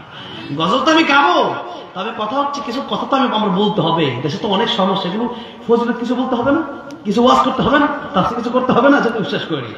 এই তো আর অল্প সময় 10-15 মিনিটের ভিতরে শেষ করে দেবো ইনশাআল্লাহ। এরপরে শুনতে পাবেন পরের পর্ব। এটা তো কেবল মতো প্রথম পর্ব, এটা কি প্রথম পর্ব, একের ভিতরে সব পাবেন তো। এই শাখার বহুত কিছু আছে। হ্যাঁ এটা হলো, হ্যাঁ ওইটা বলতেছে 3 পর্ব। 3 পর্ব না বাবা, ছোট ভাই আরো পর্ব আছে, শুনতে পাবো। হ্যাঁ আজকে 3 পর্ব শেষ করবো নাকি? আচ্ছা ঠিক আছে, বলেন মারহাবা। কি পড়ো? হাফেজ, হেফজ পড়ো? আরে মাশাআল্লাহ মাশাআল্লাহ, হাফেজ, মাশাআল্লাহ বলেন। আল্লাহ কবুল করেন বলেন আমিন। ও বাবা আছে না এখানে? বাবা আছে? হ্যাঁ তুমি যাই আমার মাদ্রাসায় যাবা, ঠিক আছে? কোথায়? বুট বাজার। আর মাদ্রাসায় তুমি যাবা? হ্যাঁ চিনো, নামও জানে। আরে বাবা বিশাল ভক্ত, জোরে বলেন মারহাবা। আল্লাহ তো সবে শোনাবে। একটু কথা আমি বলে নেই, যে কথা বলছিলাম, মা আর বাবার ওয়াজ তো সহজ, আর দুনিয়া এটা বোঝা সহজ, কামানো অনেক কঠিন। আপনি জানলেন যে চাকরি করলে মাসে 15,000 টাকা পাবো, আর চাকরি করা কি সহজ নাকি? আপনি ভাবলেন যে গাড়ি চালালে টাকা পাবো, আপনি চিন্তা করলেন যে 2 কোটি টাকা দিয়ে একটা ব্যবসা করবো, 4 কোটি টাকা লাভ হবে, এত সহজ না। কিন্তু ব্যবসার পলিসি না চালে বিপদ আছে। আমি ব্যবসা দিয়েছি গাজীপুর সদরে, পরে দেখি দোকানে মালও নাই, টাকাও নাই, রাখলেন। আমি গেছে ব্যবসা পলিসি তা বুঝে দিচ্ছি না। তো ব্যবসা তো টাকা দিয়ে দিলেই হয় না, বিপদ আছে, ব্যবসার পলিসিও বুঝতে হয়। তো যাই হোক, দুনিয়াটা শোনা বোঝা এটা সহজ, কিন্তু কামানো অনেক কঠিন। দুনিয়া টাকা কামানো অনেক কঠিন, আর আখিরাত বোঝা কঠিন, কামানো সহজ। যেমন হজ করতে কত কষ্ট। আমি আপনাদেরকে বললাম মায়ের দিকে গিয়ে তাকাবেন, কবুল হজের সওয়াব কি হবে? হজ করতে 8-10 লাখ টাকা লাগে, আবার যেতে হয়, সেখানে কত কষ্ট। নবী নিজে বলছেন হাজ্জুল হাজ্জু। আর আপনি যদি মায়ের দিকে বাপের দিকে দৈনিক 1000 বার টাকা লাগলে 1000 কবুল হজের সওয়াব হবে। ওয়াজ তো একটা বাড়িতে নিয়ে যান না, একটা বাড়িতে নিয়ে যান। তাদের মা নাই বাবা নাই, আর সেই মা বাবার জন্য দোয়া করবেন। কি করবেন? কি করবেন? পড়েন আমার সাথে, রব্বির হামহুমা কামা রাব্বায়ানি সগীরা। পড়েন, রব্বির হামহুমা কামা রাব্বায়ানি সগীরা। যাদের বাবা মা কবরে চলে গেল, আল্লাহ দয়া করে মেহেরবানি করে সেই বাবা এত কষ্ট করে যাদেরকে মানুষ করে আগলায় রাখলেন, সেই মা বাবাকে তোমার রহমতের কোলে তুমি আগলায় জান্নাতের মালিক বানাই দিন। জোর করে আমিন। আমার ভাইরা, আমার মুরব্বি ওয়াজিন, এতক্ষণ পর্যন্ত ইমাম সুফিয়ান সাউরী রাহমাতুল্লাহির কথা থেকে আমি মা বাবার কথাটাই আসলাম। আবার চিন্তা করলাম মা বাবার কিছু ফজিলত বয়ান করা দরকার আছে, তাই বললাম। কিন্তু কোরআন শরীফের সূরা আল-বাসর আল্লাহ তাআলা বলছেন, ইয়াউমা ইয়াফিরুল মারউ মিন আখিহি ওয়া উম্মিহি ওয়া আবিহি ওয়া সাহিবাতিহি ওয়া বানিহি। কিয়ামতের ময়দানে মা তার সন্তানকে অস্বীকার করে বসবে, ভাই তার ভাইকে অস্বীকার করে বসবে, বোন তার ভাইকে অস্বীকার করে বসবে, স্বামী তার স্ত্রীকে চিনবে না। আপনি যাবেন মায়ের কাছে, মা বলবে আমার বিয়ে হয় না, কিসের সন্তান। দেখেন কথাটা কোন জায়গা থেকে আসছে একটু লক্ষ্য করেন। ও খাদেম শুনো, সে আমার কত বড় উপকার করবে কিয়ামতে। মা বাপ চিনবে না সন্তানকে। নবীরাই বলবেন নাফসি নাফসি, শুধু আমার নবী বলবেন উম্মতি উম্মতি। সেই কঠিন দিনে যারা গীবত করবে একজন আরেকজনের বিরুদ্ধে, এদেরকে আল্লাহ বলবেন গীবত কেন করলা? তুমি তার বিরুদ্ধে গীবত করেছো, তার সম্মান নষ্ট করেছো। এই গীবত করার কারণে নবীজি বললেন দুইটা ক্ষতি। তার নেক আমলগুলো আপনাকে দিয়ে দেওয়া হবে আপনার বিরুদ্ধে গীবত বলার কারণে, আর আপনার গুনাহগুলো কিয়ামতের ময়দানে তাকে দিয়ে বলা হবে তুমি জাহান্নামে যাও। নাউযুবিল্লাহ বলেন। তাহলে গীবত করা যাবে? গীবত কাকে বলে? সাহাবী জিজ্ঞেস করলেন, ইয়া রাসূলুল্লাহ, ইয়া হাবিবাল্লাহ, গীবত কারে বলে? একজন দোষ করছে, আমি ওইটাই বললাম, এটা গীবত হবে নাকি? নবী জবাব দিয়ে বলেন, সাহাবী একজন দোষ করেছে, সে দোষ যদি তুমি আরেকজনের কাছে তার অগোচরে বলো, এটাই গীবত হয়ে যাবে। এটাই তার বিরুদ্ধে তুমি তার দোষটা বললাম, এটাই পরনিন্দা হয়ে যাবে। গীবত আর তার মান হচ্ছে পরনিন্দা, পরের নিন্দা করা। এই গীবত যদি করেন, এই দুইটা ক্ষতি আপনার হয়ে যাবে কিয়ামতের ময়দানে। আপনার নামাজ, আপনার রোজা, আপনার হজ, আপনার যাকাত সব তারে দিয়ে দেওয়া হবে, আর তার গুনাহগুলো আপনাকে দিয়ে দেওয়া হবে। তাহলে গীবত করলে কত বড় ক্ষতি। কিয়ামতের ময়দানে যদি জাহান্নামে যাওয়া লাগে, তার বিরুদ্ধে একটু গীবত করে মজা পাইছেন, তাই তো? না করলে কি হতো? এই কারণে তাহলে এর চেয়ে বড় আফসোস কিছু আছে? নাই। আমার ভাইরা, আমার মুরব্বি ওয়াজিরা, যে কথা বলছিলাম, এই সমাজে আল্লাহ নবী বিশ্ব নবী রাহমাতুল লিল আলামিন বললেন দুই কারণে নারীরা বেশি জাহান্নামে। ওই পিছন থেকে লাইন আমার পিছনে, আবার শুরুর দিকে যাবো আর কি। আল্লাহ নবী বললেন নারীরা দুইটা কারণে বেশি জাহান্নামে যাবে। একটা কারণ হচ্ছে নারীরা স্বামীর বিরুদ্ধাচরণ করার কারণে, আর একটা কারণ হচ্ছে গীবত করার কারণে। ও মা বোনেরা, মাছ ধরার জন্য পুট্টার থাকে না, ডুলি ডুলি, মাছের ডুলি, ওটা আপনি মাছ ধরলেন, তলা খালি, মাছ থাকবে নাকি? মাছ থাকবে? মাছ থাকবে না, সারাদিন মাছ সব শেষ হয়ে গেল। ইবাদত করলেন, গীবতের কারণে সব ইবাদত শেষ। তুমি গীবত করা যাবে না, পরের হক খাওয়া যাবে না। এই দুই কাজ যদি করেন তাহলে বিপদে পড়ে যাবেন। কিয়ামতের কঠিন ময়দানে আপনার আমলনামাগুলো তাকে দিয়ে দেওয়া লাগবে, আর তার গুনাহ আপনার নিয়ে জাহান্নামে যাওয়া লাগবে। মনে থাকবে এই গীবত আর মানুষের হক আল্লাহ মাফ করলেন, বান্দাকে মাফ করতে হবে। আমার ভাইরা, আমার প্রিয় যারা, এবার শুন যে কথা বলছিলাম, এক নাম্বার জিকির শব্দের অর্থ হচ্ছে কোরআন শরীফ। এক নাম্বার জিকির শব্দের অর্থ কি মনে আছে তো? কোরআনে যা আছে তার সবই জিকির। কোরআনে যা আছে তার সবই কি? জিকির। এবার আল্লাহ রাব্বুল আলামিন দুই নম্বর জিকির শব্দের ব্যাখ্যা করতে গিয়ে আল্লাহ রাব্বুল আলামিন বলছেন, ফাযাক্কির বিল কুরআনি মান ইয়াখাফু ওয়াঈদ। আছে জিকিরের শব্দের অর্থ করলেন উপদেশ। কি করলেন?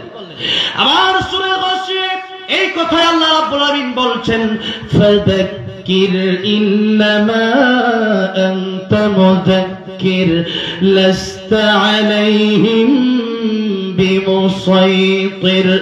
আল্লাহ বলেন ও নবী আপনি এই যে ফাযাক্কির জিকিরের কথা এখানে আসছে দাল কাফ র, এখানে আল্লাহ রাব্বুল আলামিন বললেন নবী আপনি মানুষকে উপদেশ দেন। এই জিকির অর্থ হচ্ছে উপদেশ। এই জিকির অর্থ কি? উপদেশ। আপনি মানুষকে উপদেশ দেন কোরআন থেকে, ভালো ভালো উপদেশগুলো আপনি আপনার উম্মতদেরকে দেন। মানুষ মানবে কি মানবে না এটা তাদের ব্যাপার। তবে কথা হচ্ছে আমরা কথা বলে যাব, অনেকেই বলে এত ওয়াজ হয় মানুষ তো ভালো হয় না। আরে ভালো হয় না আপনি কয়দিন দেখছেন? আপনি কয়দিনের খোঁজ খবর নিছেন?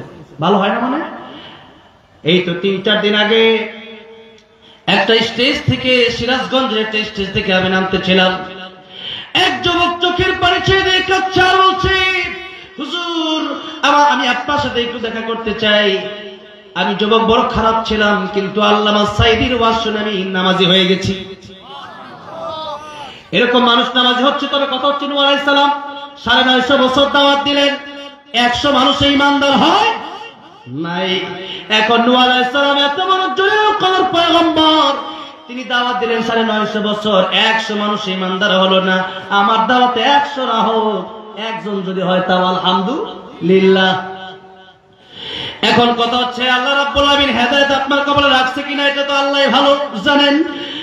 মাওলানা সাদ সাহেব যে 24টা কথা আমার মোবাইলে নোট করা আছে, 24টা কথা। কয়টা? 24টা। এর মধ্যে একটা হচ্ছে সাদ সাহেব বলেন আল্লাহ যদি হেদায়েতের মালিক হতো তাহলে নবীকে পাঠাতেন না। নাউজুবিল্লাহ বলেন। দেখেন কোরআন শরীফ বিরোধী, ডাইরেক্ট কোরআন বিরোধী কথা হয়েছে। আল্লাহ রাব্বুল আলামিন কোরআন শরীফের ভিতরে বললেন ইন্নাকা লা তাহদি মান আহাবাবতা ওয়ালাকিন্নাল্লাহা ইয়াহদি মান ইয়াশা ওয়া হুয়া আ'লামু বিল মুহতাদিন। নবীজি তার চাচা আবু তালিব নবীকে ভালোবাসতো কি বাসতো না? 3 বছর নবীর সাথে জেল পর্যন্ত কাটলেন আবু তালিব। সেই আবু তালিব 3 বছর জেল কাটলেন। মৃত্যুর আগে নবী বললেন ও চাচা আপনি শুধু লা ইলাহা ইল্লাল্লাহ পড়েন, মুহাম্মদ রাসূলুল্লাহ না পড়লেও কিয়ামতের কঠিন ময়দানে আপনার জন্য আমি সুপারিশ করব আল্লাহর দরবারে। আমার আল্লাহ রাব্বুল আলামিন আমার নবীকে ডাক দেয়া বললেন ইন্নাকা লা তাহদি মান আহাবাবতা ওয়ালাকিন্নাল্লাহা ইয়াহদি মান ইয়াশা ওয়া হুয়া আ'লামু বিল মুহতাদিন। ও নবী আপনি নবী হয়েছেন তাতে আপনার চাচাকে আপনি হেদায়েত দিতে পারবেন না। হেদায়েত আমি আল্লাহর হাতে। এই জন্য হেদায়েতের জন্য আমাদের বেশি বেশি দোয়ার দরকার আছে না নাই? আল্লাহ আমাদের সবাইকে তুমি হেদায়েতের পথে রাখো, জোরে বলেন আমিন। এই সাদ সাহেব বললেন হেদায়েতের মালিক আমার আল্লাহ শুধু না, নবীও নাউজুবিল্লাহ বলেন। নবী যদি হেদায়েতের মালিক হতেন তাহলে আবু তালেবকে হেদায়েত দিতে পারতেন কি পারতেন না? এরপরে বলল পতিতালয়ের নারীরা আলেমদের আগে জান্নাতে যাবে, নাউজুবিল্লাহ বলেন। কত বড় জঘন্য কথা। এরপরে বলল সাহাবী একজন আরেকজনের বিদ্বেষ ছিলেন, নাউজুবিল্লাহ বলেন। এরপরে বলল যাকাত তোমরা মাদ্রাসায় দিবা না, মাদ্রাসায় যাকাত দিলে যাকাত আদায় হবে না, নাউজুবিল্লাহ বলেন। এই সব এই 24 কথা যতদিন পর্যন্ত ফিরে না নেবেন, তওবা না করা পর্যন্ত বাংলার জমিনে হত্যা তাদেরকে ভক্তি দেবে না। ঠিক না ঠিক? রাজি আছেন? কারা কারা দু হাত দেখতে চাই। লিল্লাহি তাকবীর, লিল্লাহি তাকবীর। আল্লাহ কবুল করেন, হাত নামান। বাংলার জমিনে কোরআন বিরোধী, হাদিস বিরোধী কোন ফিতনা এই দেশে চালু হয়ে যাবে, আমার এক ফোঁটা রক্ত থাকতে আমরা এটা কখনো বরদাস্ত করব না। কোরআন আছে যেখানে আমরা আছি সেখানে, কোরআন নাই যেখানে আমরা নাই সেখানে। এই জন্য আপনারা অনেক সময় বলেন হুজুর আমরা কোন পক্ষে যাব, জুবাইর পক্ষে না সাদ পক্ষে? আর এত কিছু বোঝার দরকার কি? কোরআন শরীফ দলিল যে ব্যক্তি দিতে পারবে তার পক্ষেই আমরা আছি না নাই? আর কোরআনের দলিল যার কাছে নাই তার কাছে আমরা নাই। আপনি হুজুর আপনাকে ওয়াজ করতেছে, ওয়াজ করার সময় আপনি বলবেন হুজুর কোরআনের তাফসীর করেন, আমাদের দেশে অনেক সময় ওয়াজ করে, কোন কোন জাল ঘটনা বর্ণনা করে কোরআন হাদিসের সাথে কোনো সম্পর্কই না, এই সমস্ত ঘটনা শোনা যাবে না। হুজুর আপনি যদি ওয়াজ করতে চান, কোরআন আছে যেখানে, আমরা আছি সেখানে, এই জন্য কোরআনের তাফসীর করেন। কোরআনের তাফসীর করতেন শহীদ আল্লামা দেলোয়ার হোসেন সাঈদী। কথায় কথায় ছিল কোরআন শরীফের আয়াত, তিনি হচ্ছেন আমার মডেল আল্লামা দেলোয়ার হোসেন সাঈদী। আল্লাহ তুমি জান্নাতের উচ্চ মাকাম তারে দিও, জোরে কর আমিন। আমার ভাইরা, আমার মুরব্বি ও জিরাত, এই জন্য জিকির শব্দের প্রথম কথা হচ্ছে কোরআন শরীফ, আর দ্বিতীয় কথা হচ্ছে ভালো ভালো উপদেশ যেন মানুষকে আমি দেই, আর এই উপদেশগুলো দিতে হবে কোরআন শরীফ থেকে। জিকির শব্দের 3 নম্বর কথা আল্লাহ রাব্বুল আলামিন বলছেন, ইয়া আইয়ুহাল্লাযীনা আমানু ইযা নুদিয়া লিস-সালাতি মিন ইয়াউমিল জুমআতি ফাসআউ ইলা যিকরিল্লাহি ওয়া যারুল বাই', যালিকুম খায়রুল লাকুম ইন কুনতুম তা'লামুন। ওই ইমানদারেরা, জুমার দিন যখন জুমার নামাজে তোমাদেরকে ডাকা হয়, তখন তোমরা জিকিরের দিকে দৌড়াও। কোন দিকে? জিকির। এই জিকিরের অর্থ হচ্ছে নামাজ। এই জিকির অর্থ কি? তাহলে 3 নম্বর আমরা জিকির অর্থ পেলাম নামাজ। 3 নম্বর কি পেলাম?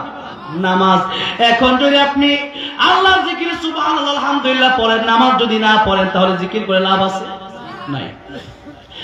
মুসা আলাইহিস সালামের কাছে এক মহিলা এসে বলল, আল্লাহর পয়গম্বর মুসা কালিমুল্লাহ, আমি জিনা করেছি, আমার একটা বাচ্চা হয়েছে, আমি তাকে আসার মেরে মেরে ফেলেছি, আমার চেয়ে বড় খারাপ আর কেউ আছে? মুসা কালিমুল্লাহ বলেন, না নাই। জিবরাইল আমিন এসে বলেন, ও আল্লাহর পয়গম্বর মুসা কালিমুল্লাহ, আপনি তারা যে বলে দিলেন তার চেয়ে খারাপ মানুষ কেউ নাই। তার চেয়ে খারাপ মানুষ ওই লোক যে লোক নামাজ পড়ে না। এখন কোন লোক যদি আল্লাহর হক আদায় না করে, সে মানুষের হক আদায় করবে কেমনে? সে তো আমার আল্লাহর এই চিনে না, সৃষ্টিকর্তাকে চিনে না। আল্লাহ বলেন, হাল আতা আলাল ইনসানি হিনুম মিনাদ দাহরি লাম ইয়াকুন শাইআন মাযকুরা। আমরা ছিলাম জিরো, আল্লাহ আমাদেরকে বানায় দিলেন হিরো। চলার মতো, বলার মতো শক্তি আমাদের ছিল না। ছিল না। আল্লাহ বলেন, সব দিলাম আমি আল্লাহ তোমাদেরকে। এখন যদি আমার আইন, আমার গোলামি তোমাদের কাছে ভালো না লাগে, আল্লাহ রাব্বুল আলামিন বললেন, ইয়া মা'শারাল জিন্নি ওয়াল ইনসি ইন ইসতাতা'তুম আন তানফুযু মিন আকতারিস সামাওয়াতি ওয়াল আরদি ফানফুযু লা তানফুযুনা ইল্লা বিসুলতান। যারা পারেন ঠোঁট মেরে আমার সাথে পড়েন, ফাবিআই আলাই রাব্বিকুমা তুকাযযিবান। আল্লাহ বলছেন, আমার জমিনে আমি আল্লাহ রাব্বুল আলামিন তোমাদের মালিককে। তাবারাকাল্লাযী বিয়াদিহিল মুলকু ওয়া হুয়া আলা কুল্লি শাইইন কাদির। خلق الموت والحياة ليبلوكم أيكم أحسن عملا وهو العزيز الغفور। আল্লাহ বলছেন, আকাশ জমিন তোমরা যারা আছো সবার একাচ্ছত্র মালিকানা আমি আল্লাহর হাতে। কে মালিক? কে? আর আমরা আল্লাহর গোলাম। আমরা কি? আল্লাহ গোলাম। মালিক গোলামের কথা শুনবে না, গোলাম মালিকের কথা শুনবে। আর যারা গোলামি করবে, আল্লাহর কিয়ামতের ময়দানে ডাকা হবে, ইয়া আইয়াতুহান নাফসুল মুতমাইন্নাহ ইরজিই ইলা রাব্বিকি রাদিয়াতান মারদিয়াহ ফাদখুলি ফি ইবাদি ওয়াদখুলি জান্নাতি। আল্লাহু আকবার। আল্লাহ বলবেন, হে প্রশান্ত মন, ফিরে আসো আমার দিকে, আমি তোমার প্রতি খুশি, তুমিও আমার প্রতি খুশি। আর আব্দুল থেকে ইবাদি আব্দুর শব্দের অর্থ হচ্ছে গোলাম, যারা আমার গোলামি করেছো আজকে তারা জান্নাতের ভিতরে তোমরা প্রবেশ করো। আর গোলামি যা করবে না আল্লাহ বলবেন ওয়ান্তাজুল ইয়াউমা আইয়ুহাল মুজরিমুন, তোমরা জাহান্নামী জান্নাতি মানুষ থেকে তোমরা আলাদা হয়ে যাও। এই দুইটা দল কিয়ামতের ময়দানে হবে। আল্লাহ বললেন ফারিকুম ফিল জান্নাতি ওয়া ফারিকুম ফিস সাঈর। কিয়ামতের ময়দানে এই দুই দলে আমি আল্লাহ মানুষকে বিভক্ত করে দেব, এর বাইরে কোনো দল হবে না। একটা হলো জান্নাতি আর একটা হলো জাহান্নামী। আমার ভাইরা, আমার মুরব্বী ওয়াজিরাত, এই জন্য আল্লাহ বললেন আমার গোলামি যদি তোমাদের কাছে ভালো না লাগে তোমরা আমার আকাশ জমিন থেকে বের হয়ে যাও। সূরা রহমান। আমরা যদি এখন আকাশ জমিন ছেড়ে বের হওয়ার চেষ্টা করি, যাওয়ার মতো কোনো জায়গা আছে? বাংলাদেশ ছেড়ে ইন্ডিয়া গেলে কি আল্লাহর আকাশ জমিন থেকে বের হওয়া যাবে? আমেরিকা গেলে কি আল্লাহর আকাশ জমিন থেকে বের হওয়া যাবে? আল্লাহ বলছেন যেখানেই যাবা সেখানে আমি আল্লাহ রাব্বুল আলামিনের নিয়ামত দিয়া ভরপুর। ওয়া ইন তাউদ্দু নিয়ামাতাল্লাহি লা তুহসুহা, আমি আল্লাহর কোন কোন নিয়ামত তোমরা অস্বীকার করবা? নিয়ামত যদি গণনা করতে থাকো গণনা করতে করতে শেষ হবে না। এই যে শ্বাস নিঃশ্বাস নিচ্ছেন, অনেকে আইসিইউতে আছে, লক্ষ লক্ষ টাকা বেড ভাড়া দিতে হচ্ছে, এরপর ডাক্তার বলছে বাঁচানোর কোনো সিস্টেম নাই, কারণ বাঁচানোর মালিককে, আবার মৃত্যু দেওয়ার মালিককে। আমার ভাইরা, আমার মুরব্বী ওয়াজিরা, এই জন্য এখন বেঁচে আছেন, এখন যদি আল্লাহর গোলামি না করেন, মরার পরে আল্লাহর গোলামি করার কোনো সিস্টেম নাই। তাহলে এই যে শীত, শীতের সময় নামাজ পড়তে মনে চায় না। আল্লাহ বলেন এই যে শীতের ভয়, وَلَنَبْلُوَنَّكُمْ بِشَيْءٍ مِّنَ الْخَوْفِ وَالْجُوعِ وَنَقْصٍ مِّنَ الْأَمْوَالِ وَالْأَنفُسِ وَالثَّمَرَاتِ وَبَشِّرِ الصَّابِرِينَ। আল্লাহ বলেন, দুইবার বলেন, লামে তাকিদ দূরে সকিলা, আরবি গ্রামার অনুযায়ী এখানে অবশ্যই অবশ্যই কথা দুইবার আল্লাহ বললেন। আল্লাহ বললেন অবশ্যই অবশ্যই আমি আল্লাহ তোমাদেরকে পরীক্ষা করবো। এটা পরীক্ষার হল। এটা কিসের হল? এটা পরীক্ষার হল। পরীক্ষার হলে এসে আপনি নামাজ পড়তেও পারেন, নাও পড়তে পারেন। আপনার ইংলিশ সাবজেক্ট পরীক্ষা ছাত্র কয়েক পৃষ্ঠা লেখলো, স্যারের কাছে বললো স্যার পাঁচটা দেন, পৃষ্ঠা দেন। স্যার দেখতেছে, লিখতেছে হাট্টিমা টিম টিম, তারা মাঠে পারে ঘোড়ার টিম। এরকম কবিতা আছে না নাই? এগুলা মূর্খ কবি। এগুলা কি কবি? মূর্খ কবি। ধর্ম যার যার উৎসব সবার দ্বারা বলছে এগুলো সব মূর্খ। এগুলো সব কি? মূর্খ। আমিও তো কবিতা লিখি, আমিও তো সঙ্গীত লিখি, কিন্তু কবিতা লিখতে হলে মনে রাখতে হবে ওইটা ছন্দ মিল থাকতে হবে, ওইটার মিনিং অর্থ থাকতে হবে। যে এই কবিতার অর্থ নাই সেটা কবিতা হতে পারে না। আমি লিখেছি আল্লামা সাঈদী তুমি মরণে শহীদ হয়েছে, তুমি এটাই জানি। আমার নারায়ণগঞ্জের এই কেমপি জিজ্ঞাসা করলো এটা তুমি কেমনে লেখলা? আমি বললাম আল্লামা সাঈদীকে ইংলিশের সাথে বিষ দিয়া কোরআনের কথা বলার কারণে শহীদ করে দেওয়া হয়েছে। এটা হচ্ছে এক। দুই নম্বর কথা হচ্ছে আল্লাহর রাস্তায় থাকলে শহীদের মর্যাদা আছে না নাই? সুতরাং আল্লামা সাঈদী শহীদ হয়েছে। আপনারা বুঝেও যদি না বুঝার বান ধরেন, আপনাদেরকে আমি বুঝাবো কেমনে? একটা মানুষ যদি ঘুমায় থাকে তাকে ডাক দিলে সেই ব্যক্তি উঠে, আর যদি সেই ব্যক্তি ঘুমায় না বরং ঘুমের বান ধরছে সারাদিন ডাকলেও সেই ব্যক্তি উঠবে? তো আপনারা তো বুঝেও বুঝেন না, আপনারা তো পা চাটেন শুধু। আপনারা সেই শরীরের পা চাটলে বুঝবেন কেমনে? এই নিয়ে অনেক তর্ক বিতর্ক। এই জন্য কবিতা যখন লিখবে সব কবিতা শোনা যাবে। অনেক কবিতা এদেশে আছে শিরকে ভরপুর, আল্লাহর দন রাসূল দিয়া রাসূল গেছে গায়েব হইয়া, এরকম কবিতা আছে না নাই? ওটা বলে আমার সাথে আল্লাহর ওলির বড় সম্পর্ক, যার কারণে মামুনুল হককে পুলিশে নেয়, আল্লামা সাঈদীকে পুলিশে নেয়, আর আমারে নেয় না। এখন কয়েকদিন আগে দেখছি পুলিশ গেছে ধরতে, ও দেখছি বিল দিয়া পালা যায়, মানে তার ওলিও পলাইছে ইন্ডিয়া, সেও পলাই বিল দিয়া। আছে না নাই? তার মানে এতদিন 500-400 স্বৈরাচারের, আর এখন আসছো অলির নাম দিতে। বাটপারি বাংলাদেশ আর চলবে না। 16 বছর স্বৈরাচারের নাম দিয়ে যারা বাটপারি করেছে, আর বাটপারি বাংলার জমির মানুষ মানবে না, ঠিক হবে? ঠিক। এই জন্য আল্লাহর কোরআনের কথা আমরা বলবো, তার বিরুদ্ধে আমরা যাব না। আমার ভাইরা, আমার বন্ধুরা, আমার মুরব্বী ওয়াজিরা, তাহলে 3 নম্বর কথা হচ্ছে জিকির শব্দের অর্থ হচ্ছে নামাজ পড়ে। জুমায় আল্লাহ বলে কি বলেন? নামাজ যদি আপনি না পড়েন তাহলে আপনার এই শুধু সুবহানাল্লাহ আর আলহামদুলিল্লাহ বললে আপনার এই জিকির আদায় হবে না। এই জন্য নামাজ যদি না পড়েন তাহলে সেই ব্যক্তি জিনা যে ব্যক্তি করে তার চেয়ে আপনি খারাপ হয়ে গেলেন। নামাজ যদি না পড়েন কিয়ামতের ময়দানে সর্বপ্রথম আপনার দ্বারা খাওয়া লাগবে। নবী বলেন নামাজের হিসাব দিতে গিয়া যে ব্যক্তি পার পেয়ে যাবে সেই ব্যক্তি কিয়ামতের মধ্যে সবগুলো বিচার তার জন্য সহজ হয়ে যাবে। আর যে ব্যক্তি নামাজের হিসাব দিতে গিয়ে ধরা খেয়ে যাবে তার সবগুলো হিসাব দেওয়াই কঠিন হয়ে যাবে, সবগুলো জায়গায় সে ব্যক্তি বিপদে পড়ে যাবে। এই জন্য শীত আসছে, কষ্ট অবশ্যই হবে। দুনিয়া শান্তির জায়গা না, দুনিয়া কাফির বেঈমানের জন্য, দুনিয়া সিজনুল মুমিন ওয়া জান্নাতুল কাফির। এই দুনিয়ার কাফির বেঈমানের জন্য আরামের জায়গা, আমার আপনার জন্য দুনিয়া কষ্টের জায়গা। শীতের সময় ঘুম থেকে উঠতে মনে চায় না। আপনি 40 বছর 50 বছর বাঁচবেন, এই দুনিয়ায় নামাজ পড়েন, কবরে আল্লাহ 40,000 বছর ঘুমের ব্যবস্থা করে দেবেন। তাহলে 40,000 বছর ঘুমাতে চান না 40 বছর ঘুমাতে চান? 40,000 বছর। আমরা 40,000 বছর শুধু ঘুমাতে চাই না, আমরা চাই সে অনন্তকাল জান্নাত, যে জান্নাতে গেলে আর কোনদিন আমাদের হায়াত ফুরাবে না, যে জান্নাতে যা চাবেন তাই পাবেন। এই জন্য এই দুনিয়াতে আপনি যত ধনী হন না কেন আপনি যা চাবেন তাই পাবেন না।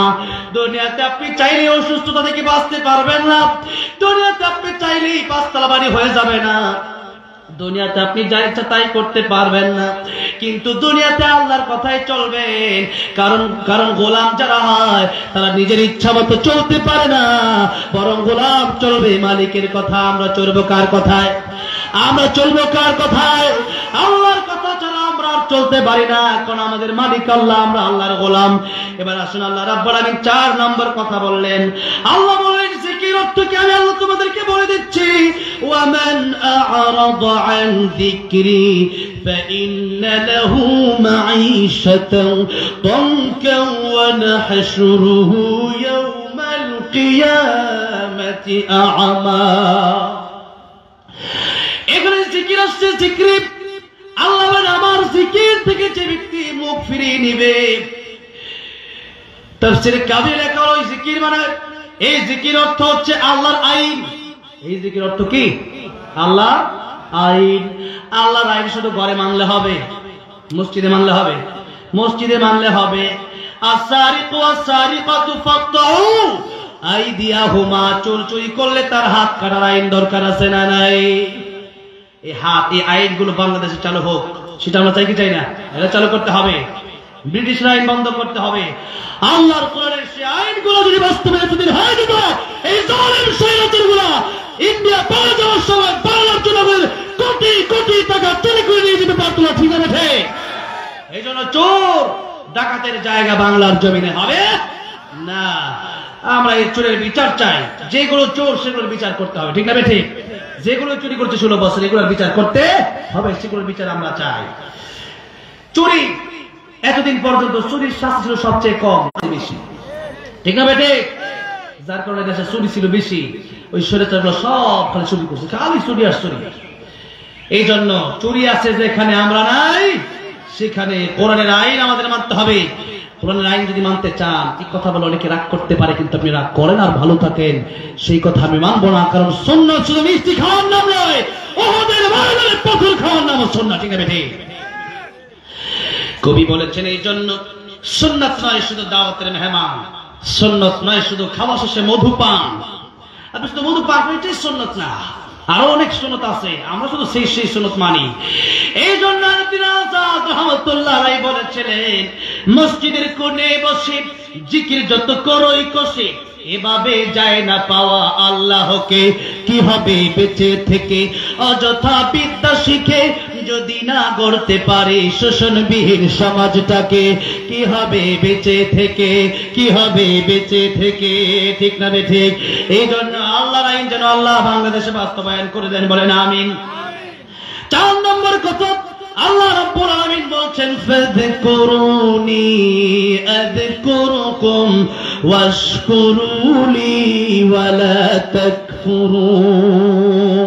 এই 5 নম্বর জিকির শব্দের অর্থ হচ্ছে, ও দুনিয়ার ঈমানদারেরা, তোমরা আমি আল্লাহকে স্মরণ করো, আমি আল্লাহ তোমাকে স্মরণ করব।